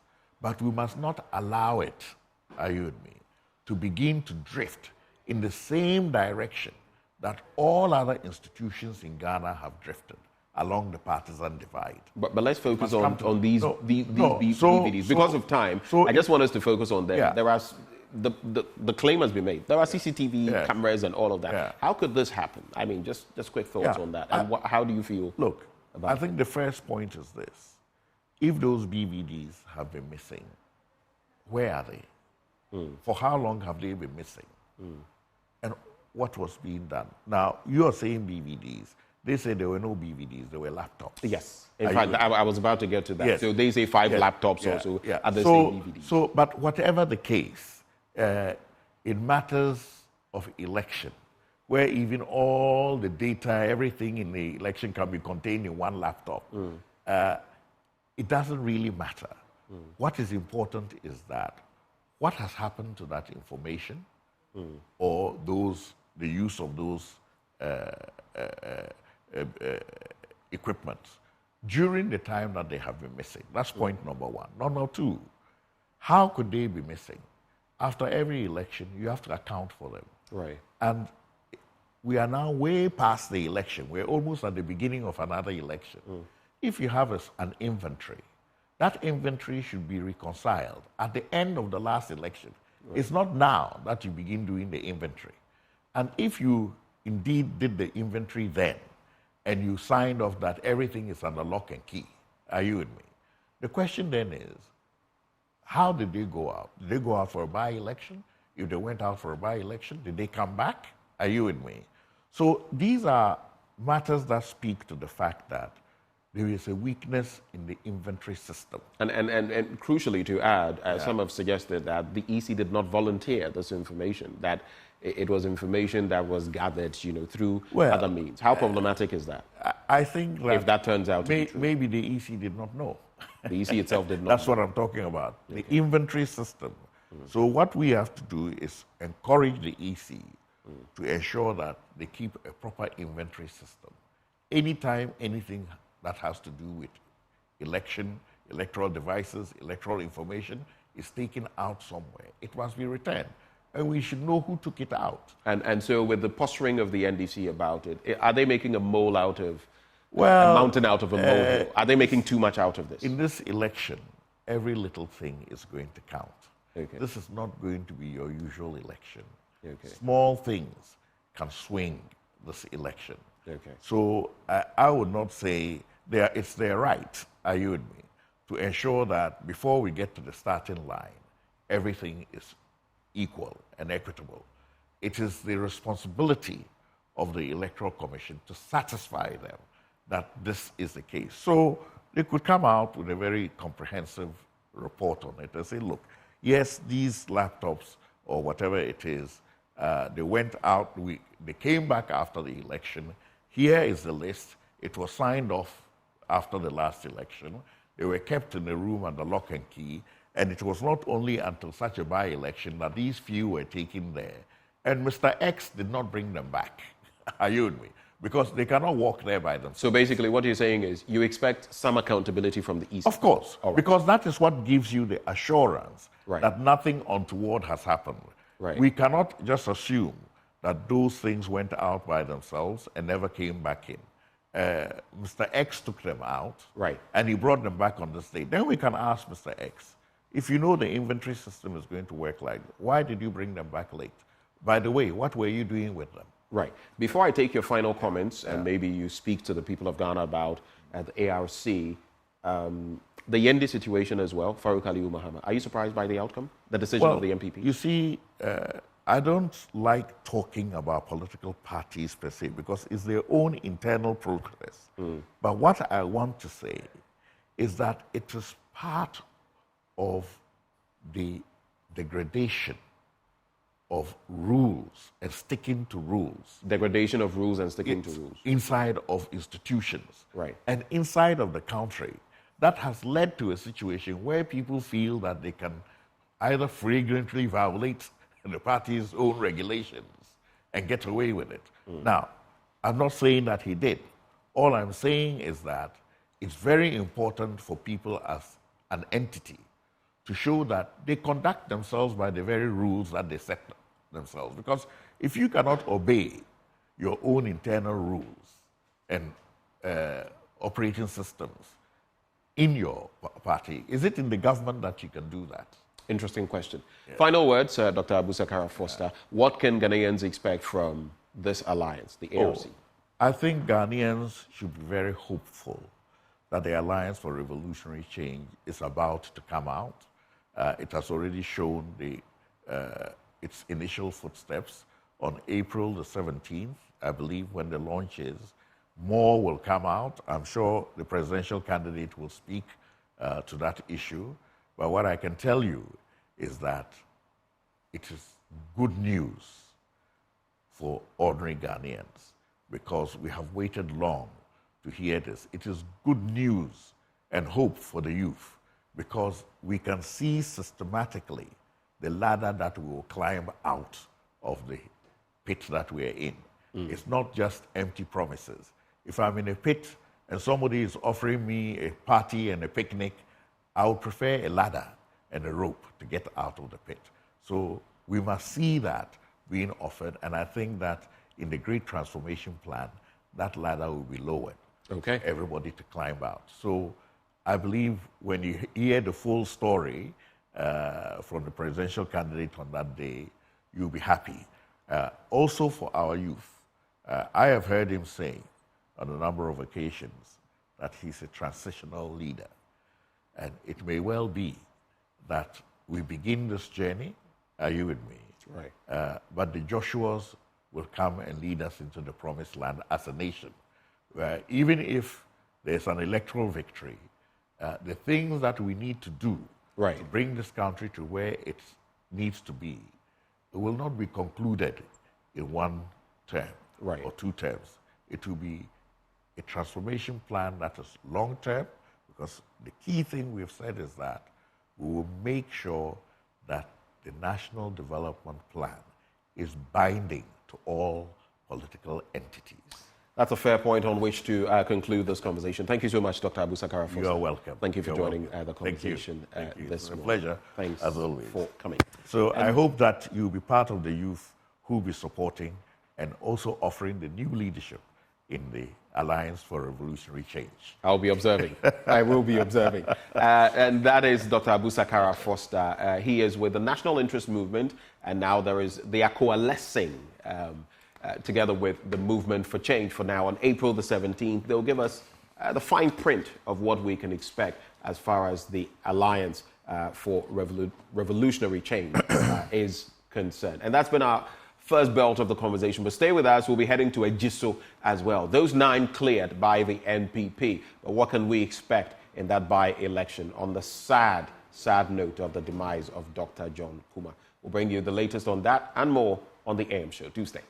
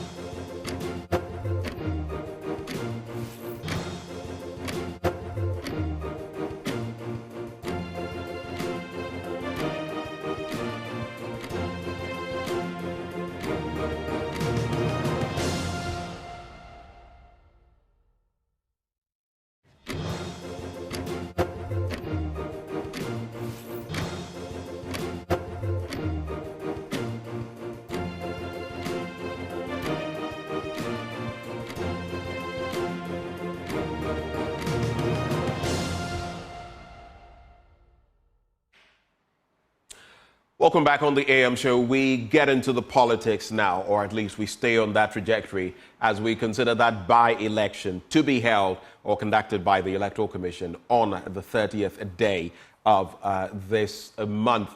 And it has to do with Ejisu. Now, this is a constituency that usually gives the NPP north of 70% of the votes. But how crucial will it be? Who among the 9 is in pole position, among other questions? Well, we have our guests joining the conversation, starting with Dr. Kwame Asah-Asante, a political scientist, a watcher of the political space, and director of the Center for European Studies. Dr. Kwame Asah-Asante, a very good morning to you, sir. Good morning once again, Ben, to you and your viewers. Today, I guess it's a double whammy. We get to enjoy you twice Yes. on the AM show. Thank you for joining. For you, basically, now, with the background, everything that has happened, I don't need to walk you through that. You're already in the know.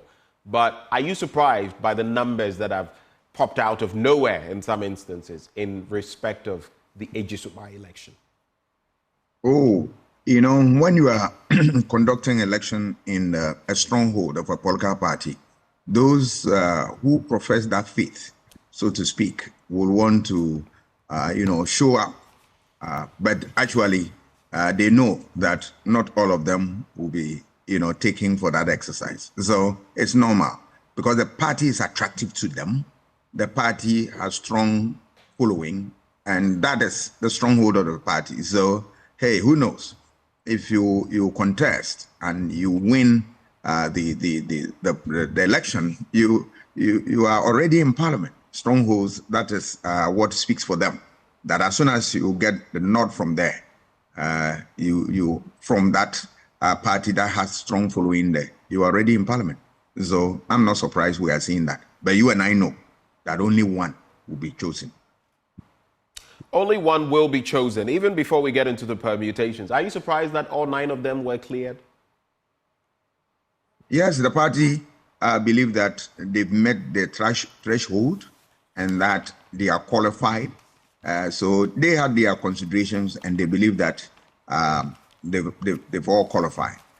Some of these things, you can also understand that sometimes you don't want to incur the wrath of the party, especially when you know that the odds are somehow against you. You want to play safe and all that. So it can also be that although the 9, in the books of in the eyes of the party, they believe that they are qualified, and so they should contest. And they've given everybody the opportunity. Show your mettle and win, and let's see. That's it. Let me also bring in Dr. Kwesi Amache Boateng. He's also a political scientist at the Kwame Nkrumah University of Science and Technology.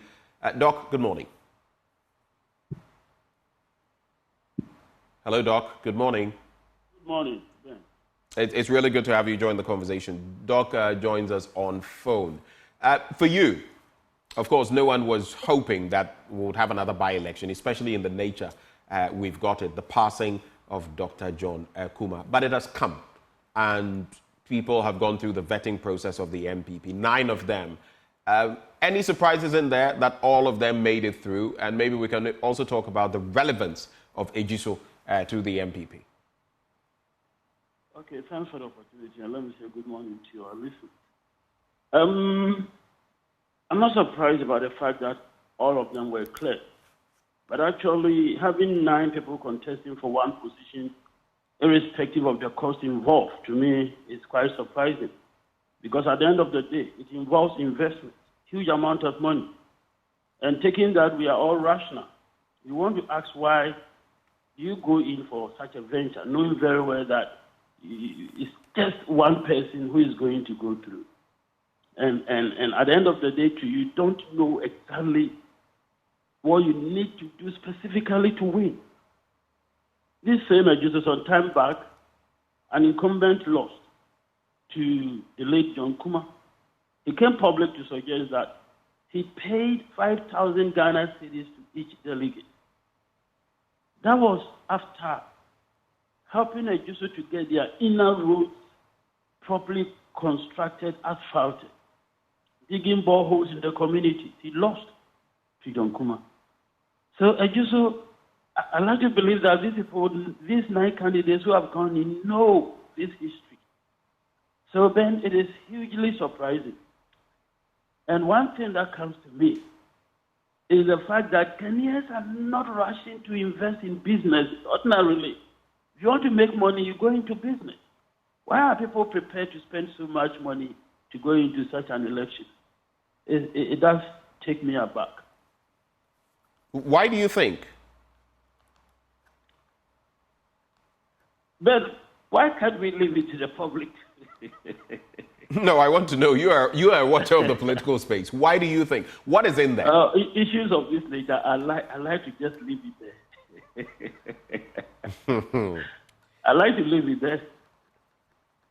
So you think there's something in the politics that makes all these people want to get to parliament because of basically access, right?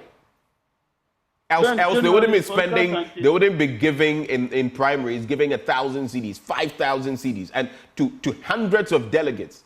I've had people come confess to me that I spent millions before a primary, and on the day I doled out X amount of money, and I even lost. And you ask yourself, what is in there?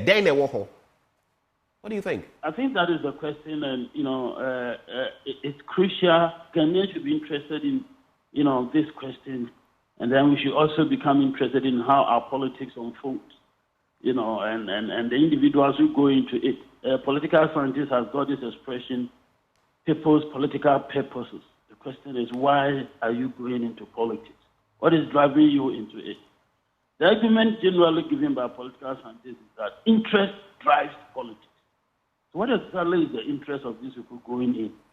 Is it what someone has also put up, an overriding commitment to the public good? Is that what is driving people to go in, because of which they are ready to pay 5,000 Ghana cedis to each delegate? The last time Ejisu's delegates were counted, they were around 800.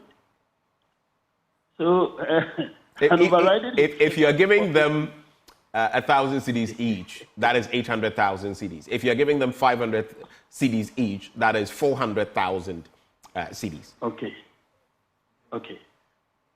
So the interest that is driving these 9 people is worth investigating, actually. A final bit, and I'll put some of these questions to Dr. Kwame Asah-Asante as well. But Dr. Amakye Boateng, in terms of the relevance to the NPP, Ejisu is a seat that is practically safe for the NPP. I mean, 70% plus they always get. How relevant is it to the NPP in this context? Because I've heard from the other side, the NDC among others, spoken to, and they say, listen, we're not focusing on this by-election. We are looking at 2024. What's your take?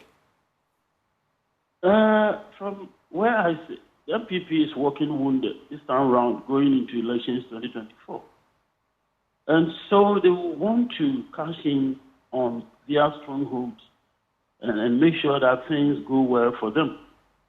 Interestingly, Ejisu, this incumbent who lost to John Kuma that I spoke of, Mr. Diomi, I hear is going solo.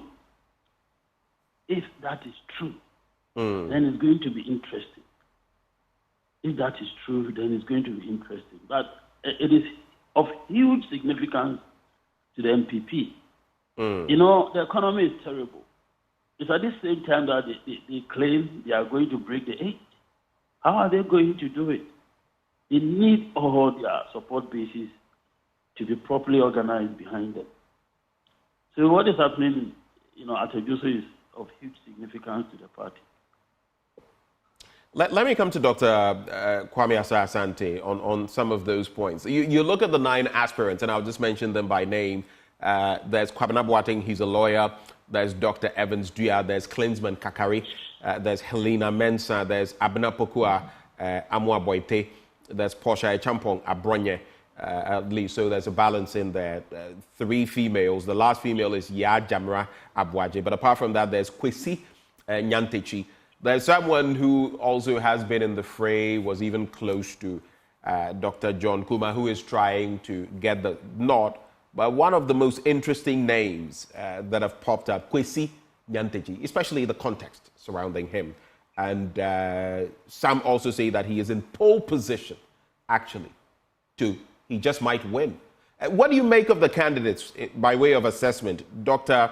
Amakye Boateng says he was even surprised that 9 of them were contesting at that partisan level. But what was your surprise, if any, Dr. Asah-Asante?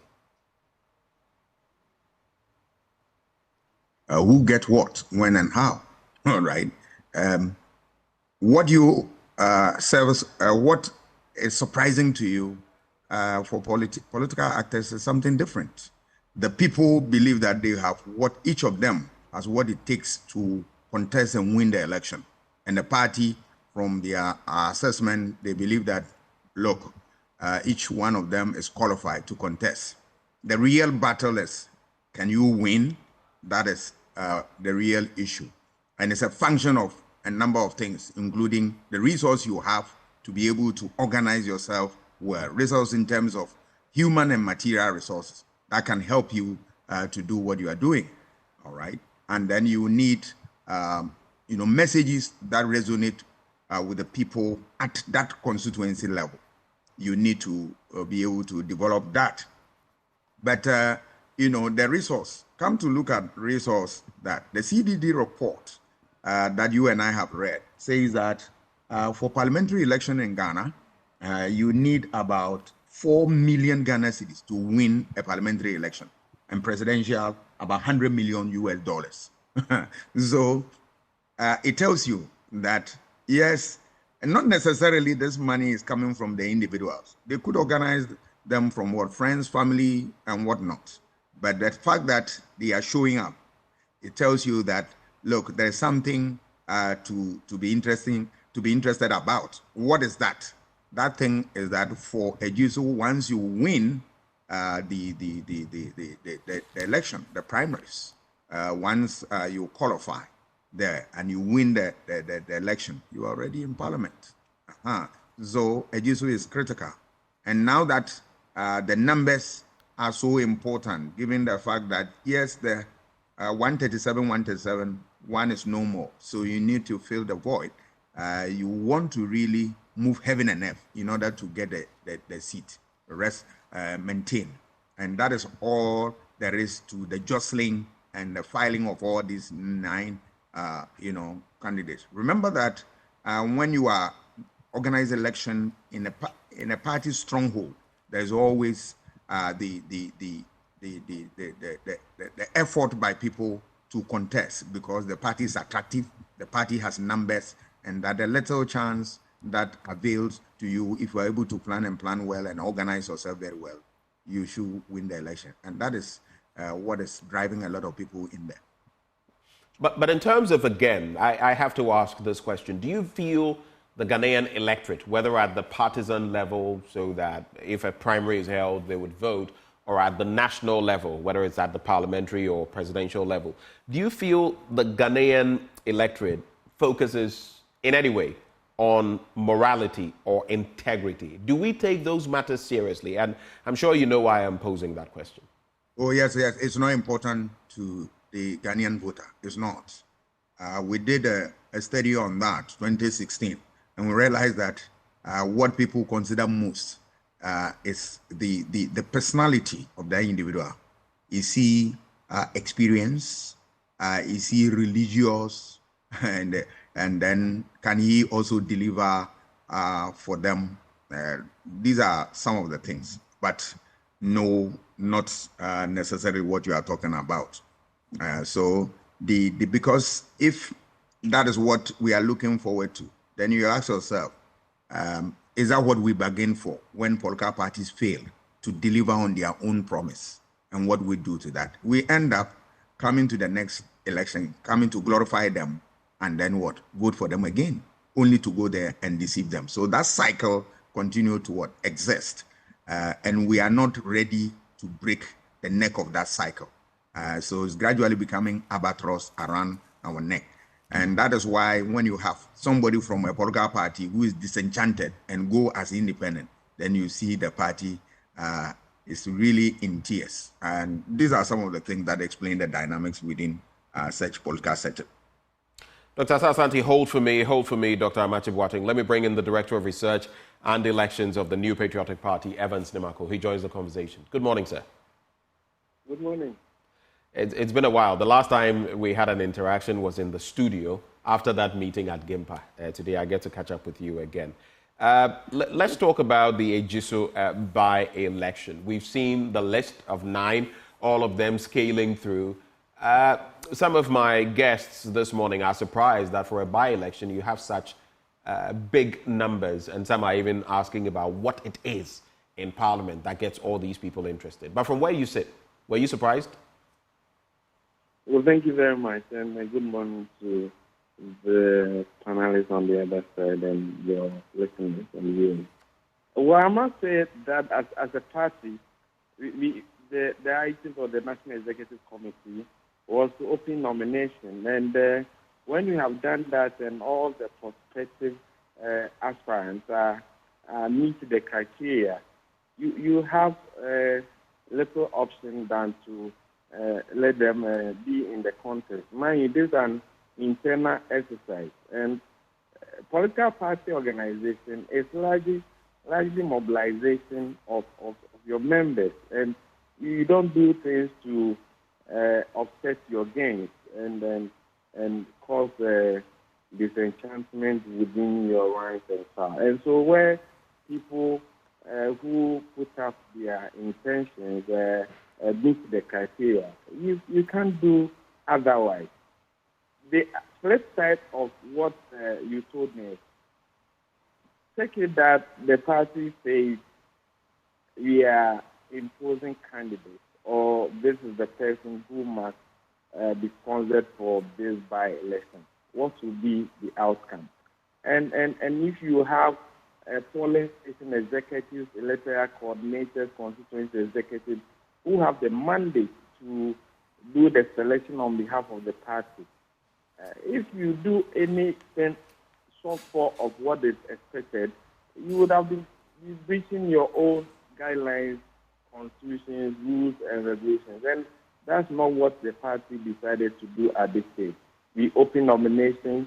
These key members of the party in the constituency have put up their interests and themselves to be in the contest. And they've been given the equal platform to be in the contest. Yesterday, the National Executive Committee accepted the recommendation of the Elections Committee. And so Saturday, we're hoping to have a very successful internal primary. There seems to be some balance when it comes to gender. Of the 9, 4 are female, 5 are male. But some have also looked at the list and said, while Ejisu may be a safe seat, so to speak, for the NPP, you get 70% plus most of the time, some are saying that getting a candidate as strong as, God bless his soul, Dr. John Kuma, is going to be difficult, and that could impact your votes in the general election, because this by-election, for some, it is a done deal. But will that person who emerges be able to garner the sort of support, not just at the parliamentary level, but also on the presidential front? Because sometimes you see that affects voting, skirt and blouse and all of that. What's your reading on that subject? Well, I think at this stage, people are entitled to their opinions. And I can also put out that you have a little challenge because you don't know the background of all the candidates in there. You don't know Kabna Boateng, a lawyer, a lecturer, Evans Bia, a chartered accountant, a claimsman, a businessman, Helena Mensah, who is serving as her second term as the presiding member in the municipality, Abna Popia Amu Aboite, a hotelier, a lecturer. You're looking at Portia, a champion, a lawyer, Kwesi Nyantechi. You've known Kwesi Nyantechi in the sports subsector of Ghana, Aaron Prince, a teacher, Jamna Boite, a businesswoman, a politician. And so you have difficulties because, as you see, you wouldn't know them. And as a party, having conducted the background, assessing them by the requirements of the 1992 Constitution, Article 94, assessing them by our party's constitution, our guidelines, rules, and regulations. I would not want to go along the hypothesis you put out, but to say that the party is ready to sponsor any of them who emerge as the candidates of Saturday.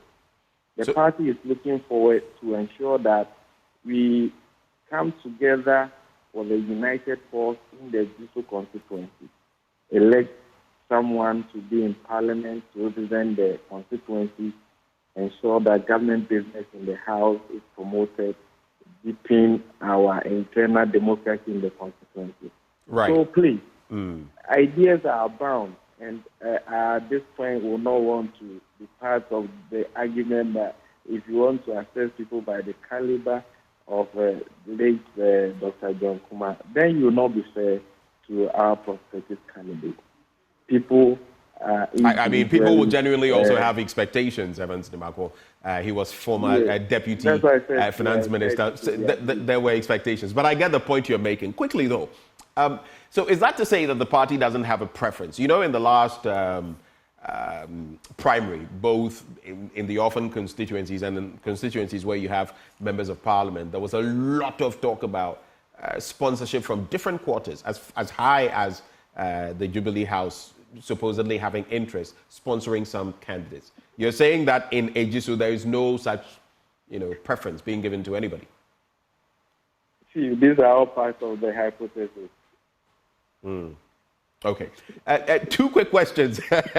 I like how we do this, and I can tell you're laughing in the background. But did you find it curious? Just a harmless question, innocuous. Did you find it curious when you realized that Kwesi Nyantakyi was also in the running for this seat? Yeah, I must say yes. You did? Yes. Why? Because all along I've known him to be a member of the party.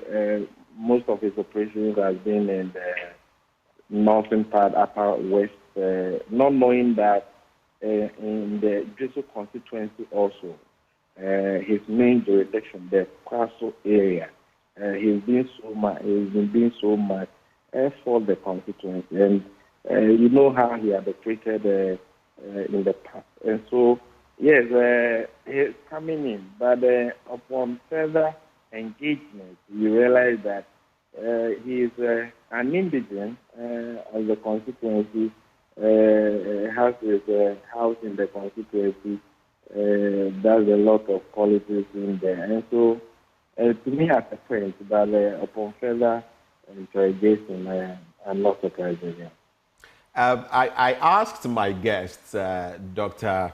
Amache Boateng, together with Dr. Kwame Asah-Asante, about whether they felt that in these votes, whether in this microcosm by-election, the main election, parliamentary, presidential, that they felt Ghanaians had an interest in voting on moral grounds or based on integrity, among others. And they said no. Do you think differently? I mean, people vote on different issues. Anytime you're going to elections, we conduct research, and the issues will vary from regions to regions, from sectors to sectors, and your mere look will let somebody vote for you, your tribe, your religion, and all that. So a lot of factors will come together for someone to be voted for by the electorate. For academicians, I'll appreciate the position they're taking that others will vote on moral grounds, others will do so on merit, others will do so on other grounds. And so those ones are. But as a political party, you put all those together, and when we are doing our selection, we start with the vetting process. We interrogate our members who will have the courage to put themselves out to be supported in an event that they win by the party. So we do these things, but internal issues are internal issues, and we make sure that our candidates will receive majority support from the constituents. And so I'll give it to them the alliance of arguments, and we also as politicians appeal to people in constituencies based on our candidate merit and what we can do as a party. All right. I have some quick questions for you, and then I will let you go. We are so grateful that you stayed with us, but please just stay with me a little longer. One has to do with Yendi and the clearing of Farouk Aliu Mahama. Some have found that surprising, especially looking at the ruckus that took place during that primary. Can you walk us through what exactly the basis was of the party? Can you give us some insight on that? I think that at the end of yesterday's National Executive Committee meeting, General Secretary has issued out some resolutions with respect to some of the constituencies that have parliamentary issues pending, including Yengi constituency. When we conducted the primaries in Yengi, everything had gone on smoothly. So they got to the point where they did the sorting, and then the counting started, and then there was an issue. Yes, but that issue was a crucial one. Someone took the ballots, ran away, they were torn up and all that. And the EC said that there had to be a rerun. The Electoral Commission that supervised this called for a rerun. No, I don't know whether you have the full report from the Electoral Commission. The Electoral Commission gave a report to the National Executive Committee. We also received reports from the Ghana Police Service. Our National Executive Committee is the committee clothed with the authority to decide on candidates for each of the constituencies we have in Ghana. And so, putting all the jigsaws together, report from the police and the EC together and beyond what the party had done on the ground, the National Executive Committee yesterday concluded and affirmed that our sitting MP, Honorable Farouk Ali Mahama, should be the parliamentary candidate for the constituency. And this but Evans, just to clarify, you are not in any way saying that the EC did not point to a rerun, because they did. I'm saying that I don't know whether you have the full report. but I'm saying that the EC said there had to be a rerun. I mean, yes, as National Executive Committee of the party, you have your role, you can decide what goes, but that's not what the EC said. The EC called for a rerun. Okay, so the National Executive Committee, using the party's constitution, we say that when you have to do parliamentary candidate election, it's rather selection and election. Right. And when nominations have been opened, where there are sole candidates, those persons are appearing for those constituencies. But where there are more than one, then you do contest. Okay. Where you have done a contest and there are issues, a decision has to be made. At the end of the day, the National Executive Committee says that this should be the way to go. I think it put to rest all issues from both sides. And the party is taking up other arrangements in the constituency to ensure that we go into the elections ahead of us and win massively as we did in 2020. Final bit, what can we expect from the NPP come April the 30th, the day of the by-election? And the NDC says, count us out. We're not participating in this. But what can we expect from the NPP? And then I'll go back to Doc and Doc. Final thoughts, Evans. Well, it's unfortunate if the NDC will not want to participate and will pull out in the by-election. They have a candidate already selected for the 2024 parliamentary primaries. And so it comes to me as a surprise if guys are recommendation. But the main thing will be in December, right? So I mean, even if they had come, if they had been in the contest, they were going to lose anyway. And so maybe it serves the right. For us, we expect the EC to comply with the guidelines, the rules and regulations in the CI to ensure that fair election is conducted in the constituency. And we know the good people of Ejisu will honor the late John Kuma and give us a replacement to represent the constituency in Parliament. Evans, we're so grateful that you took the time to join us this morning. And we wish you the best of the day. Yes, Yadasi. And that is the Director of Research and Elections of the NPP, Evans Nimako, who joined the conversation. Let me come to you, Dr. Amache Boateng. Having listened to Evans Nimako on different points, including the decision of the NDC to stand out as far as this election is concerned, what are your reactions before we move on to other issues? Dr. Amache Boateng. The NDC might have taken a strategic decision. We don't know exactly what the import of that decision is yet. I like to believe that they know why they are doing that. At least what we can say is that they are conscious of the fact that it's not a stronghold of the party.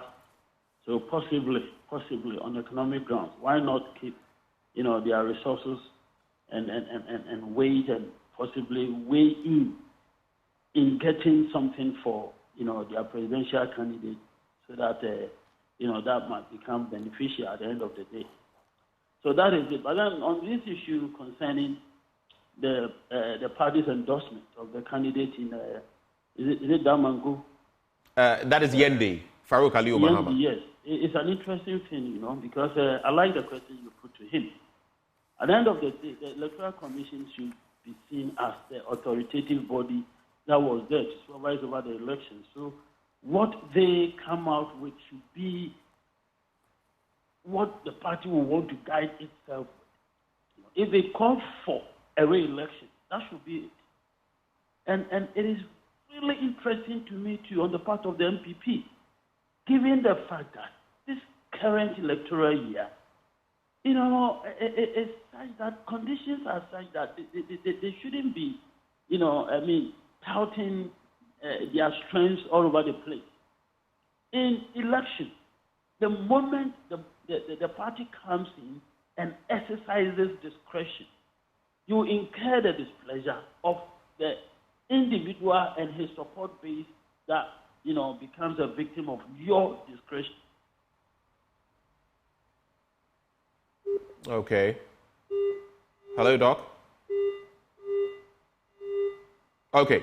Let me bring in Dr. Asasanti on that point. Did you find it curious as well? Because the EC stated, there has to be a rerun of this. But the National Executive Committee of the party, I'm sure you've seen the statement, says they are declaring him the winner. And in fact, at that election, one of the constituency executives, if I'm not mistaken, if memory serves, had gone ahead to declare him winner. But what does this do for politics at that microscopic level? Yeah, it is interesting because a decision of that nature, I'm sure, I have not read fully the NPP constitution and what it states in matters of this nature.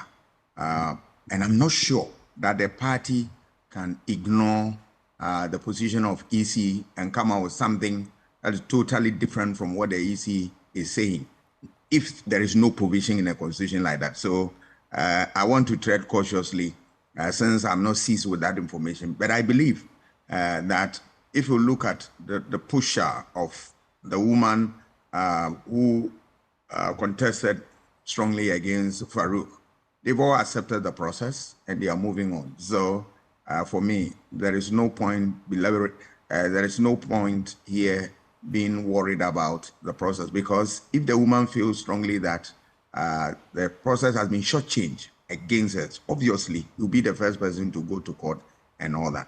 But Doc, you also know how our political space is and how, for the sake of posterity or the future and maybe contesting again, sometimes you will take that bitter pill because you are looking for the next opportunity and not railing against the party so that you will not have, or you'll be written off. You are fully aware of that, because the posturing of the lady post that election is very different from, whatever concessions she may have made. I agree.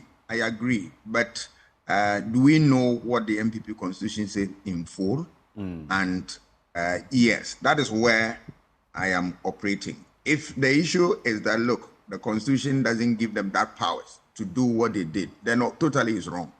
But for them to come out boldly to say that this is what we do, and you see all the people supporting it, I'm sure maybe there's something in. But if that is not the case, then it's an aberration. Totally, it must be condemned. And I am curious about something, though, Doc.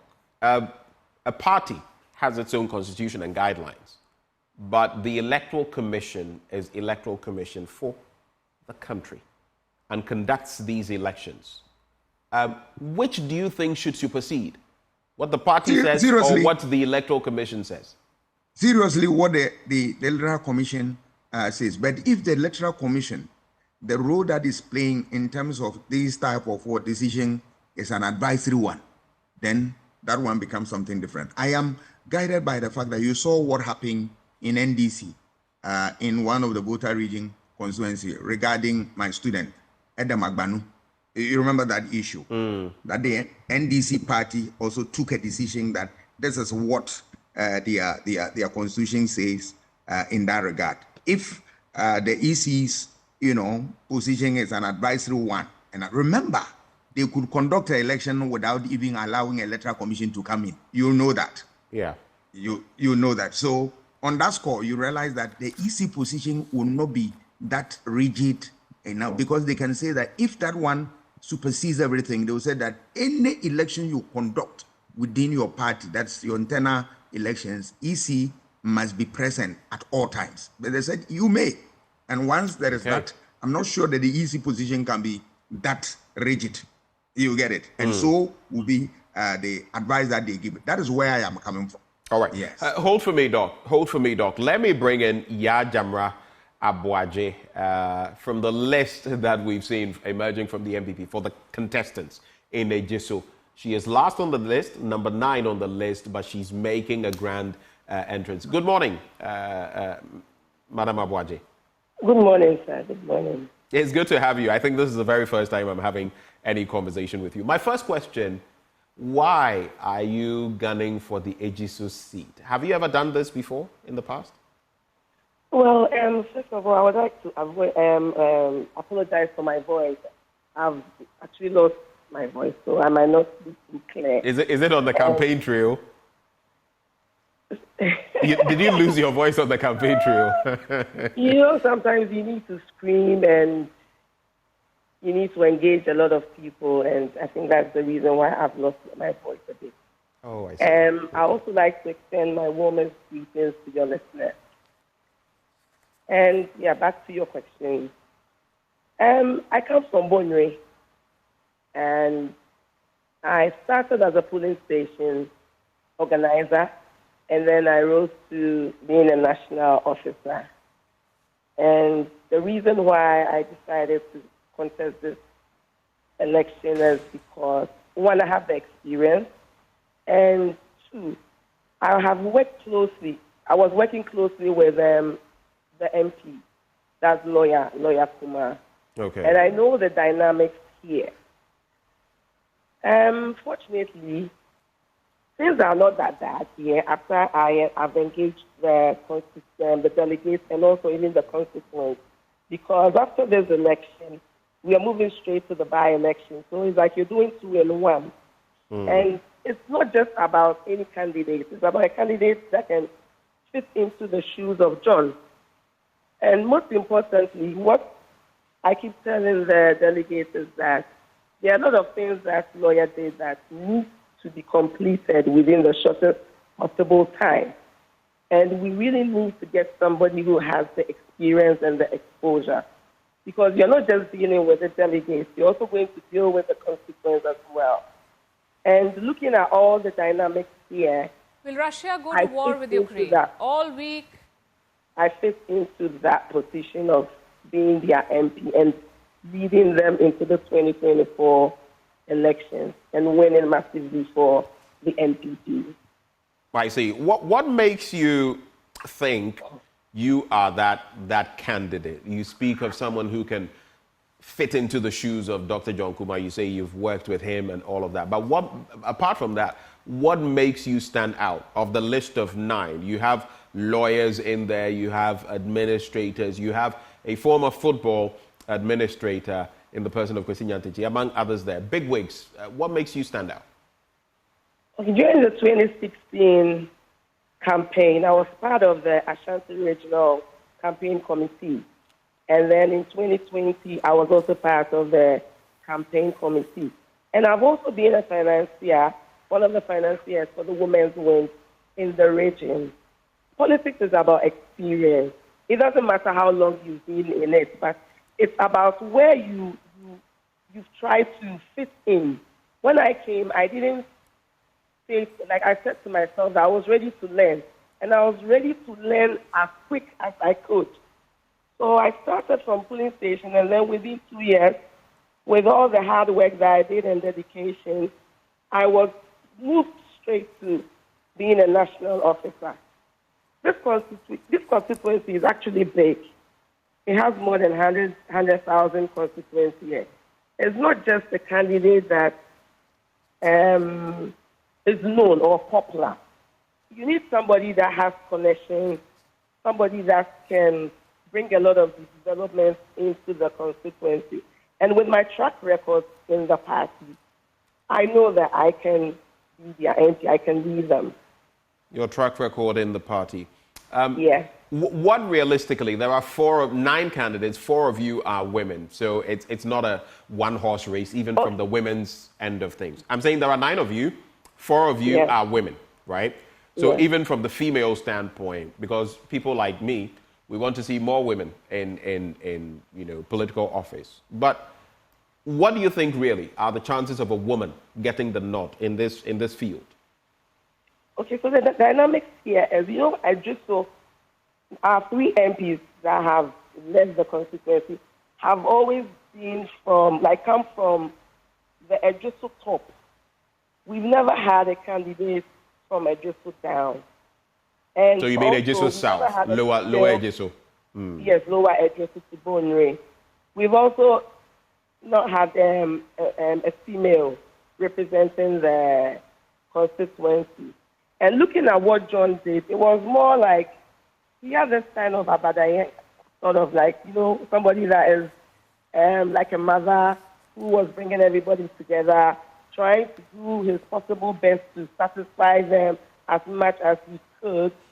And looking at all these traits, and what I did when I was a national officer, I was always extending a helping hand to everybody, all Ghanaians, irrespective of where you were coming from, be it scholarship, be it loans, be it like constructing boreholes, helping with training, a lot. I've really done a lot. So looking at my track record, I mean, I can do this job and I can do it within the shortest possible time. Because it's not just something that when you get it now, you have a lot of time to try and look around and see what you can do, who to call. We only have like 7 months. And we need somebody that is already known and somebody that can lobby to enable all the projects that have already been started by our late MP to be completed as soon as possible. All right. Before I take your final comments, I'd just like to find out from you. I, together with my guests, academics, have been very curious. What is in Parliament which makes some of you so desperate to get there? What is it in Parliament that attracts you so much? Oh, to serve. To serve. Some of you are spending 1,000 cedis, up to about 5,000, 7,000 cedis per delegate, hundreds of delegates, sometimes over 1,000 delegates. People are doing all of that, spending millions of cedis, all to serve. No, but not in Ejisu. Ejisu is more of like a traditional area. They only need to know who you are and your track record. They don't take money. In fact, since I came, most of the things that I'm doing, my rounds, my fuel, they contribute. When you say they, whom do you mean? I mean the delegates. The delegates are helping you fuel and all that. The Queen Mothers especially, because my grandmother is the Bonre Hema, and then my auntie is a Ejisu Hema. So most of them are, the Queen Mothers are contributing towards my round, giving me fuel and water, drink. So here, it's not about money. It's about your track record. I see. Yes. Are you surprised? I definitely am, because I think differently. I know that especially in such races where it is clear that whoever wins that primary and represents the NPP has a very high chance of winning the election, especially when the candidates are securing 70+% of the votes consistently. I think there even it is where it gets worse. But time will tell. Any final words for us, Yajamra? Well, I just need prayer and I need encouragement. And I believe that come Saturday, I will win this election. I just need the delegates to keep on working for me. They should stay focused. No fight, no arguments, just stay focused. because when we are done, we are all going to work together as a team. So I just need unity amongst everybody. But most importantly, I need prayers.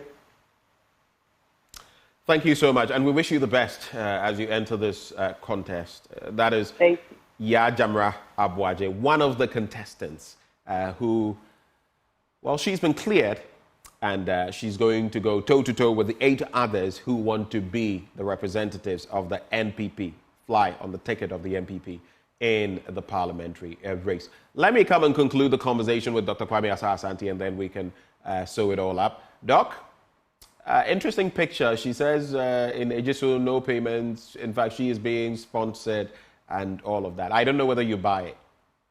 Oh, no, I'll never buy this. As for politicians, that's what they say. They go around, they give people money. They say, oh, this TNT. They only complain when somebody gives what? A hefty TNT, then they are worried. But whether they are paying money or not, the reality will dawn on them that, look, these things cannot be sustained for a long time. Because at a point in time, people can even take your money, whatever you give them, and still vote against you. And that the fact that you have given money doesn't mean that you can also deliver. Remember, it's about what? If people want market in the road, in their area, they want your road to be fixed for them. It doesn't matter how much you spend in the primaries. They want that. And if you are not able, they will throw you out. But we know from the CDD report that at least for you to contest election here, you will spend about 4 million Ghana cedis. This is a fact. So we know that there is something in there in Parliament that they get from this. Because otherwise, if you said about service that you want to serve your nation and you want to spend about this much to serve, then you must be the Christ. In recent times, you will be the Christ to do that type of sacrifice. It is true that some of them want to go there and then serve their state, but some of them, I'm sure, maybe there are other benefits, not necessarily in Parliament, but in politics, because of the hybrid nature of our constitution, where you need to appoint some people from Parliament and outside it. So there is a whole complex matter that they go. But what we are saying is that, look, if you, in spite of all the things that they do, they should remember that the interest of the people should be paramount. When you go and you do not satisfy that requirement, a time will come, if they don't want to even vote for you, vote against you directly, indirectly they will vote against you by saying that we are not going to vote, we abstain from the election. And remember that that is an indirect way of voting against you. You're expecting 20 people to vote for you in Ejisu, your stronghold, and then you go there only 10. You are going to share the vote with other political parties. It tells you that your votes are dwindled down. And once you have a dwindled vote, it supports the other parties, and then, it can turn the scale. So they have to be very careful about these things. Dr.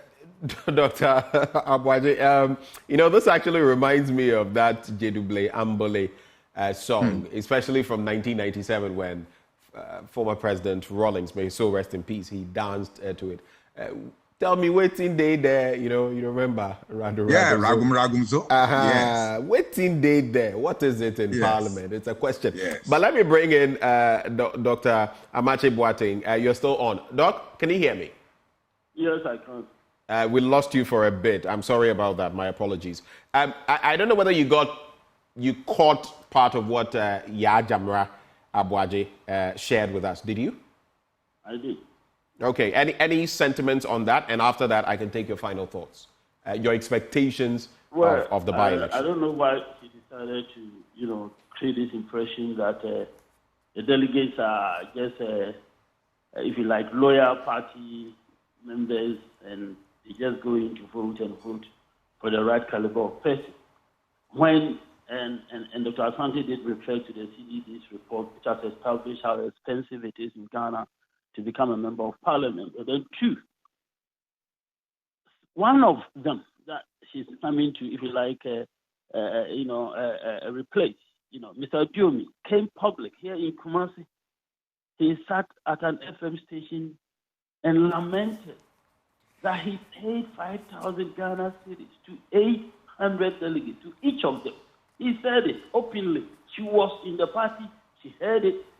And yet today she stands before all of us, the whole country, and makes that statement that she made. That's quite disingenuous, on her part. And, desiring to go to Parliament with such an understanding, leaves a lot to be desired. I don't think it is proper. Okay. Now we have this engagement we conducted with Dr. Evans Dia as well, who is also a contestant. I just want to play a snippet of that. I'll take your reactions, gentlemen, and then we'll call it a conversation. So let's listen to that interaction.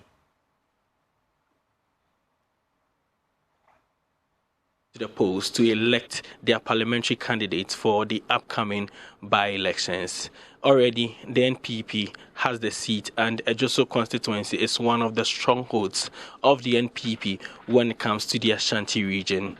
Now, one of the aspirants who is in lead to becoming the next parliamentary candidate for the Ejisu constituency is Dr. Evans Dia, and we have him now, and we'll be speaking to him about his plans for the constituency. Doc, welcome to Joy News. Thank you so much for having me. And first of all, tell me, let us know you. We've not heard of you much in the public space. Who is Dr. Evans Dia?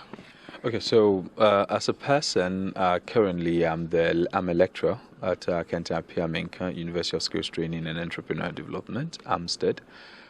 Prior to joining Amstead, I was a banker. So my journey began here in Kumasi.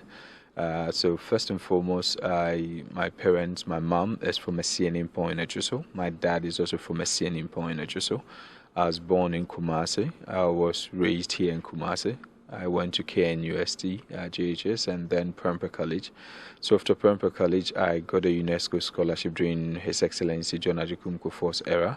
At that time, we used to have Honorable Elizabeth Ajimai as the MP for Forukom. And when I went there, with performance, by God's grace, I won it. I traveled outside to school. When I was there, I did also well. I taught my class and all that. So Societe Generale finally discovered me through the campus talent hunt.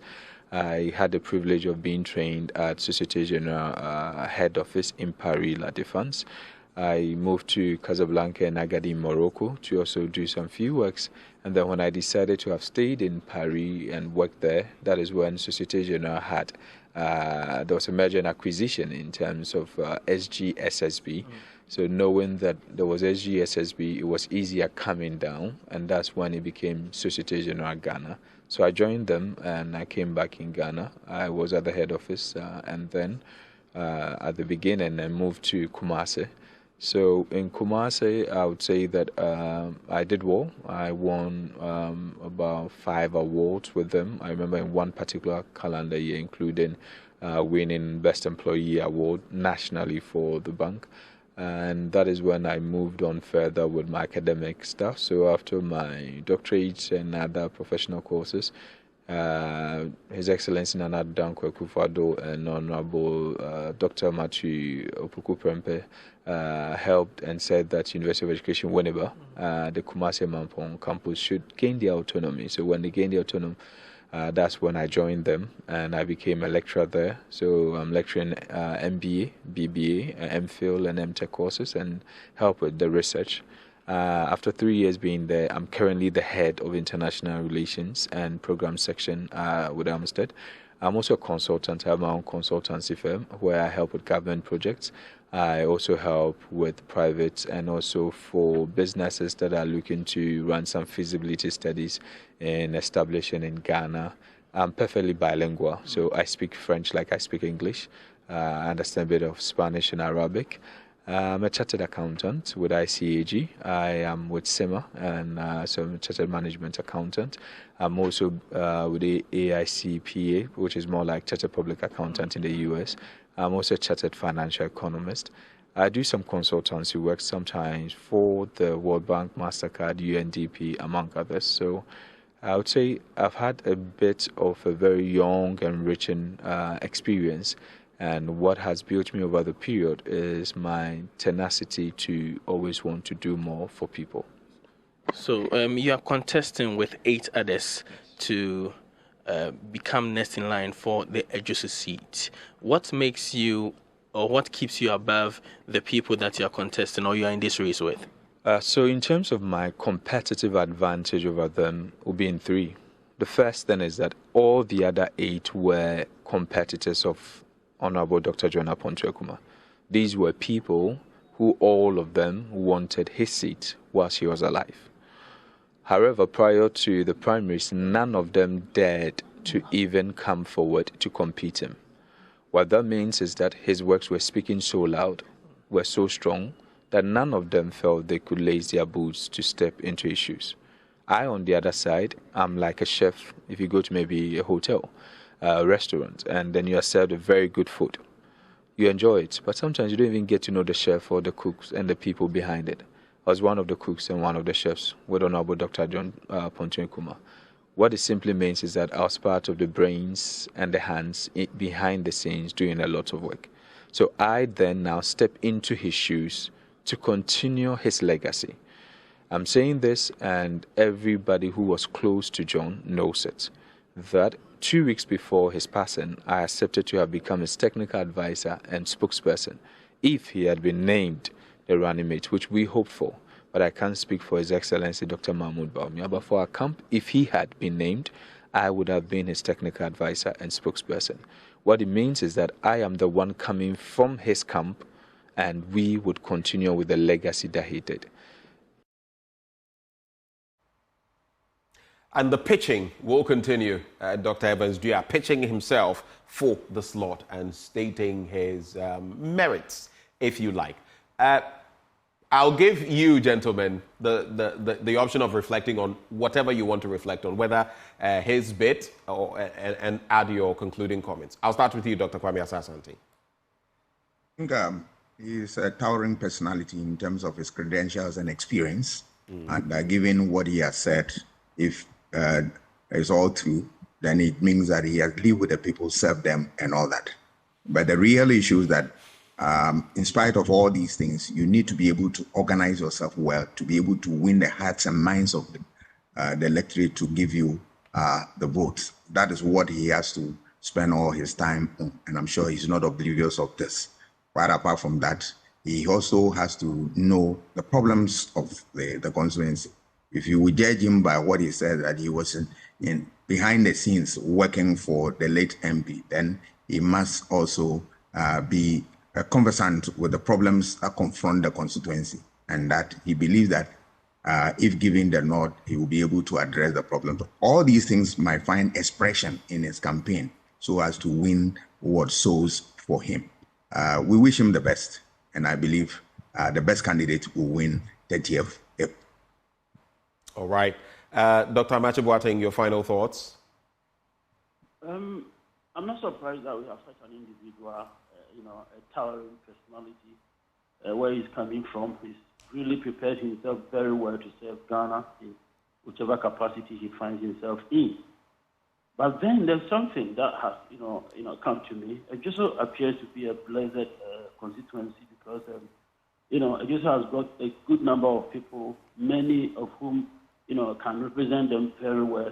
And then there's one thing too, the parliamentary candidates, eventually the member of parliament that come out there also do address themselves to the needs of the constituency. Mr. Biomi did it, Dr. John Kumar did it, and now those who are coming, obviously. And it's interesting that many of them claim that they'll be working so closely with the later John Kumar. And given what I just heard from our brother, definitely he has what it takes to win. If indeed what he's telling us, and I have no doubt to believe that what he's telling us is the truth, then there's something, playing the game and knowing how to play it. Knowing how to play it. He knows how to play it, if indeed he's coming from where he claims he's coming from. I won't be surprised if he wins. Thank you very much, Dr. Kwesi Amache Boateng. He's a political science lecturer at the Kwame Nkrumah University of Science and Technology. And we also had, joining the conversation, Dr. Kwame Asah-Asante, also a political science lecturer at the University of Ghana and director of the Center for European Studies. We also had, joining the conversation, that interaction with my colleague. We had Dr. Evans Dua, a contestant, and Ya Jamra Abwaje interacted with me here. Now, stay with us. Today being a Wednesday, we serve you AM Business. It's all about Ghana's insurance market. We're just set to see both life and non-life insurance growth at double-digit rates over the medium term. Overall, insurance penetration is projected to remain at 1.0% due to the population's lack of understanding of the benefits of life and non-life insurance coverage. Well, Joy Business's James Ashan has been exploring this matter and put together this package for your consumption. The market size of insurance sector in Ghana is being projected to reach almost 2.69 billion cedis in 2024. Now, and this is according to statista.com. The insurance sector in our part of the world had been experiencing quite a number of issues. We're having issues with coverage, we're having issues with penetration, some are having issues with claim payments and all that. And the insurance sector itself seems to be progressing, or there have been some progressive growth when it comes to our insurance sector in Ghana. So we are here currently at the Kwame Nkrumah Circle to engage the informal sector players to know what they make of insurance, their experience so far with respect to insurance. So follow me as we do more on this particular insurance bit. Priscilla signed up for an insurance package with the expectation of getting her money after an unforeseen circumstance, but tells me she was shortchanged. I don't fancy insurance again because I was serving with one of the banks, and one of the tellers said that I should do insurance because I'm always come to the bank, and it's okay, fine. So they did hospital policy for me. So they pay me through that bank. So every month they will just deduct 50 cedis from my pay for 2 months with some 6 months or something. So the 2 months reached, I went to the bank to ask for my money. They said that unless I've been admitted at the hospital with receipts and those things. So I told my boss not to pay me through that bank again. So now I don't fancy that insurance, and I don't believe in that because it's a scam. I'm coming. You spoke about it being a scam. When you're going to sign up onto that insurance package, what were some of the information being given to you? Actually, I'll blame the person who did it for me because maybe she wants clients. So she didn't explain it into deep for me, but if she did, I'll not do it. I'll never do it because if they said in case if I'm sick and I've been to the government hospital before, they'll give me my money, like, I won't do it. So what do you make of insurance general based on your experience? Oh, it's a scam. But there are other people too who also end up benefiting from insurance. It depends on the policy the person is doing, and it will depend on the person who wants to fill the forms for you and do everything for you. Because if they want more clients, they will explain it into deep for you to choose what you want. Yes. So based on what you're saying, you are not going to sign up on it? No. I will not. Even if you know you have certain benefits? I will not. It's a scam because they want customers, so they'll not explain everything into details for you, and you just join and they'll just get their money. So what do you think the National Insurance Commission to do at least to sensitize the system? Okay, if anything, they should explain all the policy into details to the individuals, and they'll choose what they want. So if you not explain everything to the individual and she chose what she wants, and later on she wants her money, and you people say that like she can't get it due to 1 or 2 reasons, it's a scam. Yeah, because you can't, like, they can't pay you through the bank, and every month they'll just deduct an amount from your money. Then if the 2 months reach, then they'll tell you that this and this and this and this. So it's a scam. I don't believe in it. And I have 2 of my friends too, they face the same challenge. Yeah, so we don't believe in it. No matter how the education, you're not interested? No. I'm not interested in it. The National Insurance Commission has admitted that low education on insurance is partly to be blamed for the country's low insurance coverage. This is because many individuals lack the knowledge of the need to insure or invest in insurance. Insurance dwells a lot on education, and people tend to buy or spend their monies on what they appreciate, what they understand, and what gives value to them. And so the need to educate the public on education is always very relevant. And the NIC together with the industry, is doing a lot to do the education. There is the Insurance Awareness Coordinators Group, the IACG, you must have heard of, that the industry put together to lead this public education on insurance. We know that we have different segments of the population, and so strategies or methods, plans have been made for the various segments of the population to be able to reach out to them, the market women, the artisans, the school children. So there are various programs for all these segments of the population to help them to begin to have some basic knowledge on insurance.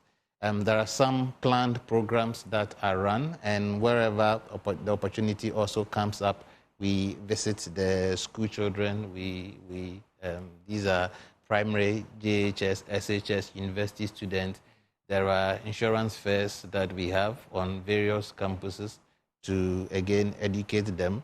In terms of the traders and the artisans, we have something we call the micro and business clinics, which we do in the market, basically to draw the attention of these traders and artisans. For national service personnel like Linda, want more to be done to improve the sector. Oh yes, I have. Master Wealth something, I've actually forgotten the name, but then it was Master Wealth something some years back. But was it an educational insurance, life insurance? I actually went to the bank to create an account so I could be paying my school fees, and then I was approached over there. I don't know if it was an educational but I think I was told that every month I think 100 cedis will be deducted from my account, and then after 3 years or 4 years I could withdraw or something like that. But you've not followed up? I've not followed up, and no one is following up, so I don't even know what happened to my money. But based on your experience, do you think in our part of the world we are doing insurance right? Well, I think that, majority of us are not educated with regards to that. So I think that, even if you approach me and I say yes, you should do a follow-up, be sending text messages, or this is what's going on, your account, or like something, just be engaging us. I think that should help. Thomas Labi, a car rental dealer, commended the sector players, but calls for more streamlined activities of the sector. I'm using so many cars, and the insurance, when you do the comprehensive, it helps you a lot, because when you have an accident, the insurance will come in to make sure that the fault is not from you or the fault is from the person. And we have a third party. Now, in the third party, that is where a lot of people have problems over there, because when the third party, when the accident is not minor and the insurance has to come in, the third person has to bring another money to add to do your car for you. But sometimes that is where the problem is. So if you have the money and you can do the comprehensive, then I think it's good. It's better to do the comprehensive. You're talking about car insurance, but aside that, have you been involved in life insurance, education insurance? Yes, education. I did education insurance for my kid. I think it helps me a lot when they are going to university. It helps me a lot over there. So when you do the education, it's very good for your children. Yeah. There have been some concerns when it comes to claims payment. That is where a lot of people seem to have an issue with. From what you've done so far, the experiences you've had so far, how is it like when you want to go or make a claim for any payment to be done? How is it like so far? Okay. One, I think if you are paying the insurance for education and along the line you stop paying, when you are going to claim it, I think it's very difficult. There's an issue about it. So that's the experience that a lot of people has been telling me. Yeah. What are some of these issues? Like when you want to claim it, then they have to force you to pay the arrests before they can pay your insurance for you. Yes. The education is very good, that it can help you a lot when you don't have money to pay your child's school fees. So you can use it, or when you have a SNET, you can use the SNET to pay some of your children's school fees. Because I have twins, they have finished university. They finished university almost 2 years ago. They have done their national service now. I'm just looking at a job for them. Meanwhile, the Ghana Insurance Association has revealed that the inconsistent exchange rate regime has affected the payment of some claims to customers. We have this mindset to say it's like susu we are doing. But here's a situation where we are taking fractions and paying out whole numbers. So it's a very challenging situation. I don't want to even talk about the economic circumstances. We all do motor vehicles. If you think, first of all, about motor vehicle, most parts of the world, the motor vehicle, actually, once you take it out of the showroom, it depreciates. After 1 year, it's going down in value. In this country, vehicles that are bought 10 years ago could actually be sold at the value at which they bought now. So in this country, vehicles never lose value. They rather appreciate in value. We have challenge with that, which are economic circumstances where you are not in control, depreciation of the cedi. And mind you, I'll focus again on motor. If you look at the component parts of a vehicle, it's way more expensive than the whole. So if you go and buy a fender and then a tire and you want to put together, you might be buying it for 3 times the price. That's what we are faced with by constantly having to pay for those parts at the places that we are. So it's challenging. We need to continue engaging people. I'm sure that we've actually improved as an industry. But then, once again, it has to do with the situation where somebody comes to sit before you that you want to engage the person to say that this is the options we have and this is the best opportunity. Maybe if you paid 100 cedis more, you're going to get a lot more benefit. The person say, oh, when I was coming, this is all the money I have. And then they will never, until it gets to a claim, and then that same person will tell you that, oh, you never told me at inception. Mr. Klasi, I'll come back to you to find. Osei, a taxi driver, has been driving for over 30 years now. He's pleased with the state of insurance in Ghana. Meanwhile, he's calling on the sector players to fish out fraudulent persons within the sector. Insurance, me feel say na yen drivers no, yen ye insurance companies no, enyom. If say unya accident, unko for claims, usi omi ameye. Why sir, who so utia insurance? I say BBC uko report mom. Most of the drivers ni enko. Into there be a insurance firm no omu geni every drivers. Me say no, my driver over 40 something years. Me nya accident, me demand insurance. Any claims no sumeji. If you say me the one day any chia insurance. It means me nya accident, me sure such within 3 months no. Means me claims. Ebinu Ekase insurance infaso bi enisu.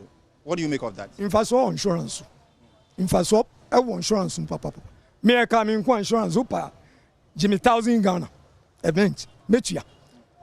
Visa means me say me nya trouble ameba amochia. Me more insurance bidi. My claims twice for one insurance. Me nya accident no. Certain no report. Me the car ni call me twa pictures. And me call me statement. How much ya? Nti me feel say drivers no. Ye ni ma insurance firm no munye sika. Say ye follow up insurance ye. From Niawoka no say for a particular maybe company I won't year win a koye, but what are some of the concerns I won't fair for no or my culture with respect to this insurance? Say I don't mean say pino free drivers no. Unya accident now insurance am equal there omunya hwi mame oboa ko no ma anya hwi am insurance commission so ko report on be claims am to me the insurance here mame What he's basically saying is there are a lot of benefits when it comes to insurance in our part of the world, but it appears the responsibility is on the side of the ordinary Ghanaian or the driver that had to make sure that his claims are being paid, and also these claims are being streamlined in a way that would suit him as a Ghanaian. So these are some of the concerns some of the drivers here are raising. I've been engaging some other Ghanaians who are also involved in other sectors of the economy, and some actually tell me the insurance sector has a lot of work to do. Meanwhile, others are also saying they benefit from insurance. So it's more or less a mixed reaction from these section of Ghanaians when it comes to insurance. For Joy Business, James Ishen.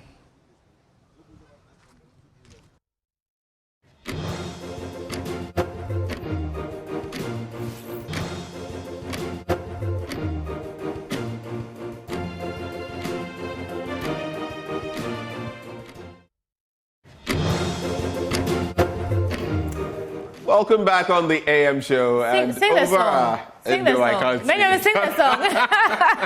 Our theme song. I didn't know Benjamin had the lyrics to the theme song. I was adding my own voice. You know, sometimes we are not too correct in the background there. We have to spice it up with some fun. Waking up this morning wasn't easy, so sometimes you have to, you know how we do it. But it's got to that point where we'd love to engage you, hear from you. You just need to call that number 0302-211-691, extension 2. 0302-211-691, extension 2. Why don't you know anything? What are your thoughts? Call through and share them with us. But, Sweetie Abochi, you've been out and about. Tomorrow there's a special. I like how you say it. We're bringing... Yeah. Because you've been out. Tell us what you've been up to. Well, I went to assess the situation on ground. You remember the feature we did, the Doomsaw series, about how the power outage situation is affecting businesses. How it's biting them. So I went out there to understand, just here, Newtown, Nima, to understand how they're also faring. We spoke to some cold store operators. We spoke to some more printing press operators. And really, the situation is affecting not just their businesses, but their financial life as individuals. The lady spoke about how, as a young person, she comes to work and that's the cold store, the person at the cold store. No, the printing press. She, I'll continue the story after we... Let's bring in Richmond from Kumasi first. Richmond, good morning. Hello, Richmond.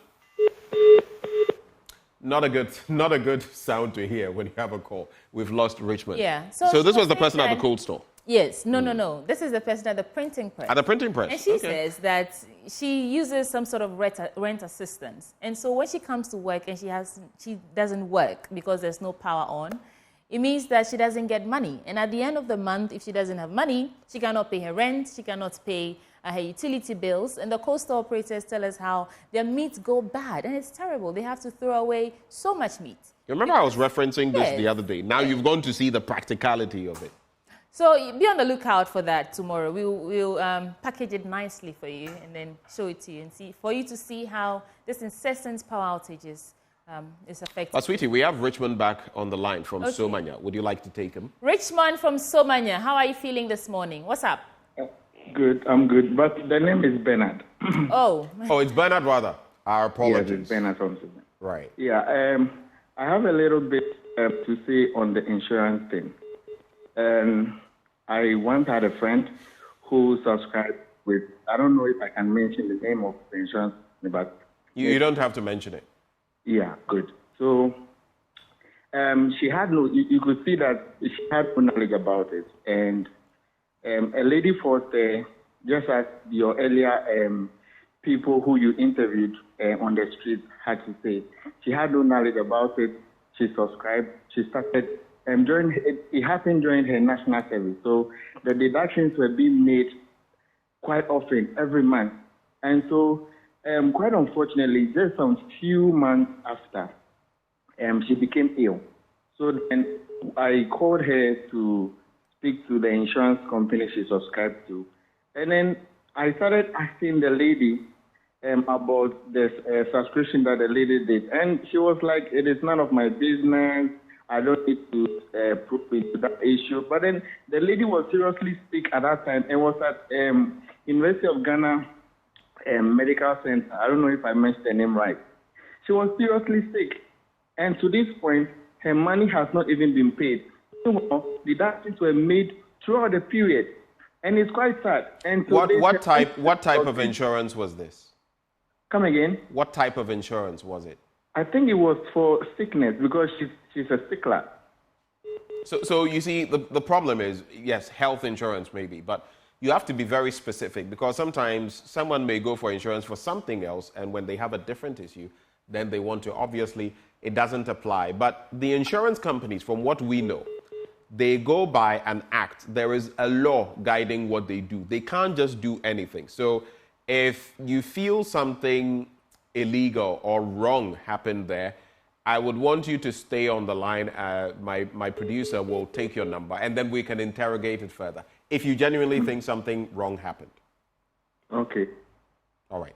Thank you, Bernard, for sharing those thoughts. Sometimes, too, people, have grievances with some of these insurance, and sometimes it's the delay for me. You submit everything, and it takes so long. It's going on and on with vehicles and all of that. Sometimes it becomes... I think there's a gap in the understanding of how these insurance schemes work and how the processes to even, lay a claim on your money. So, for instance, this person talking about being a sickler, or the money will mature in a year or so, but you fall sick within 6 months and you think, I have some money here, so I want to get it back. So maybe more education needs to go into... I agree. People understand that there are processes to laying claim on these things.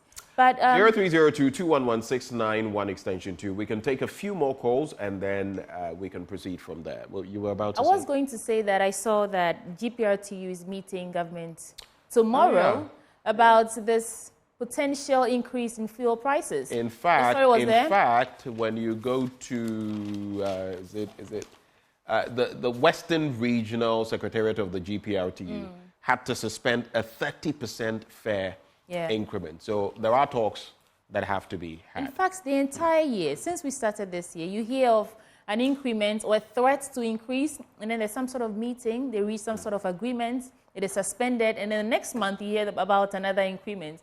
But Ni is on the line. Ni, good morning. All the way from Tema. Hello, Ni. Oh. Can you hear us, Ni? Yes, I can hear you. Can I share my opinion? Yes, please go ahead. Okay, thank you very much. I think there is a little problem and then there is a lot of confusion within the insurance industry. Can you hear me? Yes, go ahead. Yes, I think the education of these are people who go out to sell is never done well. Nee, we are listening. Please go ahead. Just go ahead and make your point. Yes, I think there's a delay because maybe I'm watching you. Okay, so quickly. Yes, Akapu, my issue is this. The insurance companies are looking for premium. And the agents they send out to also educate people to sell their products are also looking for their commissions. So you see, the kind of training they give, it's a little, it's a lot of, they give them the good training, but you've given these people time, so they are always on the run. They are not telling the customers what they are supposed to keep. Okay. All they need to tell the customers to make sure they make the numbers, because if they are not making the numbers, they are not being paid. That is the problem. Right. Ni, thank you very much for sharing that. He has a point. Some of those who go around, because they are looking for their commission, instead of properly schooling, and we may take one final call because I realize that there were others on the line. Instead of giving proper education, I've seen this firsthand, they just rush the people. So the person thinks, yes, I am insured and all of that, but they don't know the fine print of the insurance. Like you said, maybe it's only up to a certain point that you can start benefiting from it because you have to have accrued a certain level. They don't know that. So maybe 6 months into it, I'm sick and all of that. But maybe the regulations are that it takes a year and a half. They don't tell you about, well, not all of them, but a lot of them don't go into the nitty-gritty. And that creates problems for those who, because maybe if you tell them everything, they may not come on board. And those are some of the problems. Ni has a point. The people who go out to register people onto these insurance schemes, some of them, I think, need more education themselves before they venture into, selling people insurance. Some of them are just high school. I'm not, not in any condescending way. So high school dropouts, some of them junior high school level education. And because they say, just go out and sell insurance, they just go out and say, hi, we have this thing, it's insurance, blah, blah, blah, and then they sell you onto it. But let me usher in James from Mama Saman. James, what's on your mind this morning? Oh, did we lose James? Hello, James. Oh, James is on. Talk to us. Okay, so I've been the discussions. Basically, for me, I think insurance is good. But I also feel the agents who go into the field to sell the insurance policies to these people do not educate them enough. To some extent, they just want to sell their commissions, so they don't have time to explain. If you need education, take this. If it's a policy you want to do, if it's file you want to do comprehensive, take this kind of policy. So we need to have in-depth education on insurance. I find that insurance is doing very well. But you see, I don't know if you guys are aware, but for some time now, for 6 months and on, deductions that are coming from, some policies, you do them and then they deduct you as from controllers, salary, public service workers every month. But you see, for some time now, about 6 months, controller is deducting, but insurance companies are not getting this money. I would not want to mention it. But wow. Check from controller. Controller is deducting the money from people from their monthly salaries. Right. Now, insurance policy, they are deducting, let's say, 100 series for education, let's say for anything. All right. So for the sake of time, we get your point. Don't go off the line. Don't go off the line. Interact with our producer. We'd like to probe this matter further because that smacks of some wrongdoing. Don't go off the line. Thank you. Right. Thank you very much. Wonders are happening. But we're going to have to wrap up the conversation. Would you like to introduce our photo of the day? Yes, our photo of the day from V. Caleb Mensam. This is also coming from Laura in the Upper West region. And this tells you how people, residents in Laura, commute from point A to B on a daily basis. So they are just trying to get from one point from home to market, from another home to point. work. And they have to be in the bucket of an aboboya because basically bad roads, and it's a struggle even to get a vehicle to convey you. So they have to be in this. This is actually dangerous. This is why even a pickup, the bucket or cabin of a pickup, you are not advised to sit in there and all of that. But look at them. This is what they have to do. And our very own Caleb shot it all the way in the Upper West region, Laura, to be specific. And sometimes when you're in Accra, you think that life is so lavish and pretty all the time, but this is how people commute. This is Ghana, Ben. It's worrying. Yeah. This is how we are moving from one point to the other. But I appreciate that Caleb could capture it so aptly, Tells the story. Anyway, it's how we're going to cap it off. I feel like standing and doing something, but... doing what? Go ahead. The director and producer might have something to say. Should we? But what do you want to do? We're always... Me, I'll just spin, because I love Madam my Director, chairs. can we stand? Okay, so our director says we can stand up. Thank you very much. For the champions, for the champions. And then what did you have in mind? Now I'm confused. What do you want to do? Oh, I just feel like standing and maybe giving you what I see. All right, so this is how we say goodbye to you. Yeah, in Semhuna Edi Wahano. We're just saying goodbye. Joy News Desk is up next. Have a fantastic morning.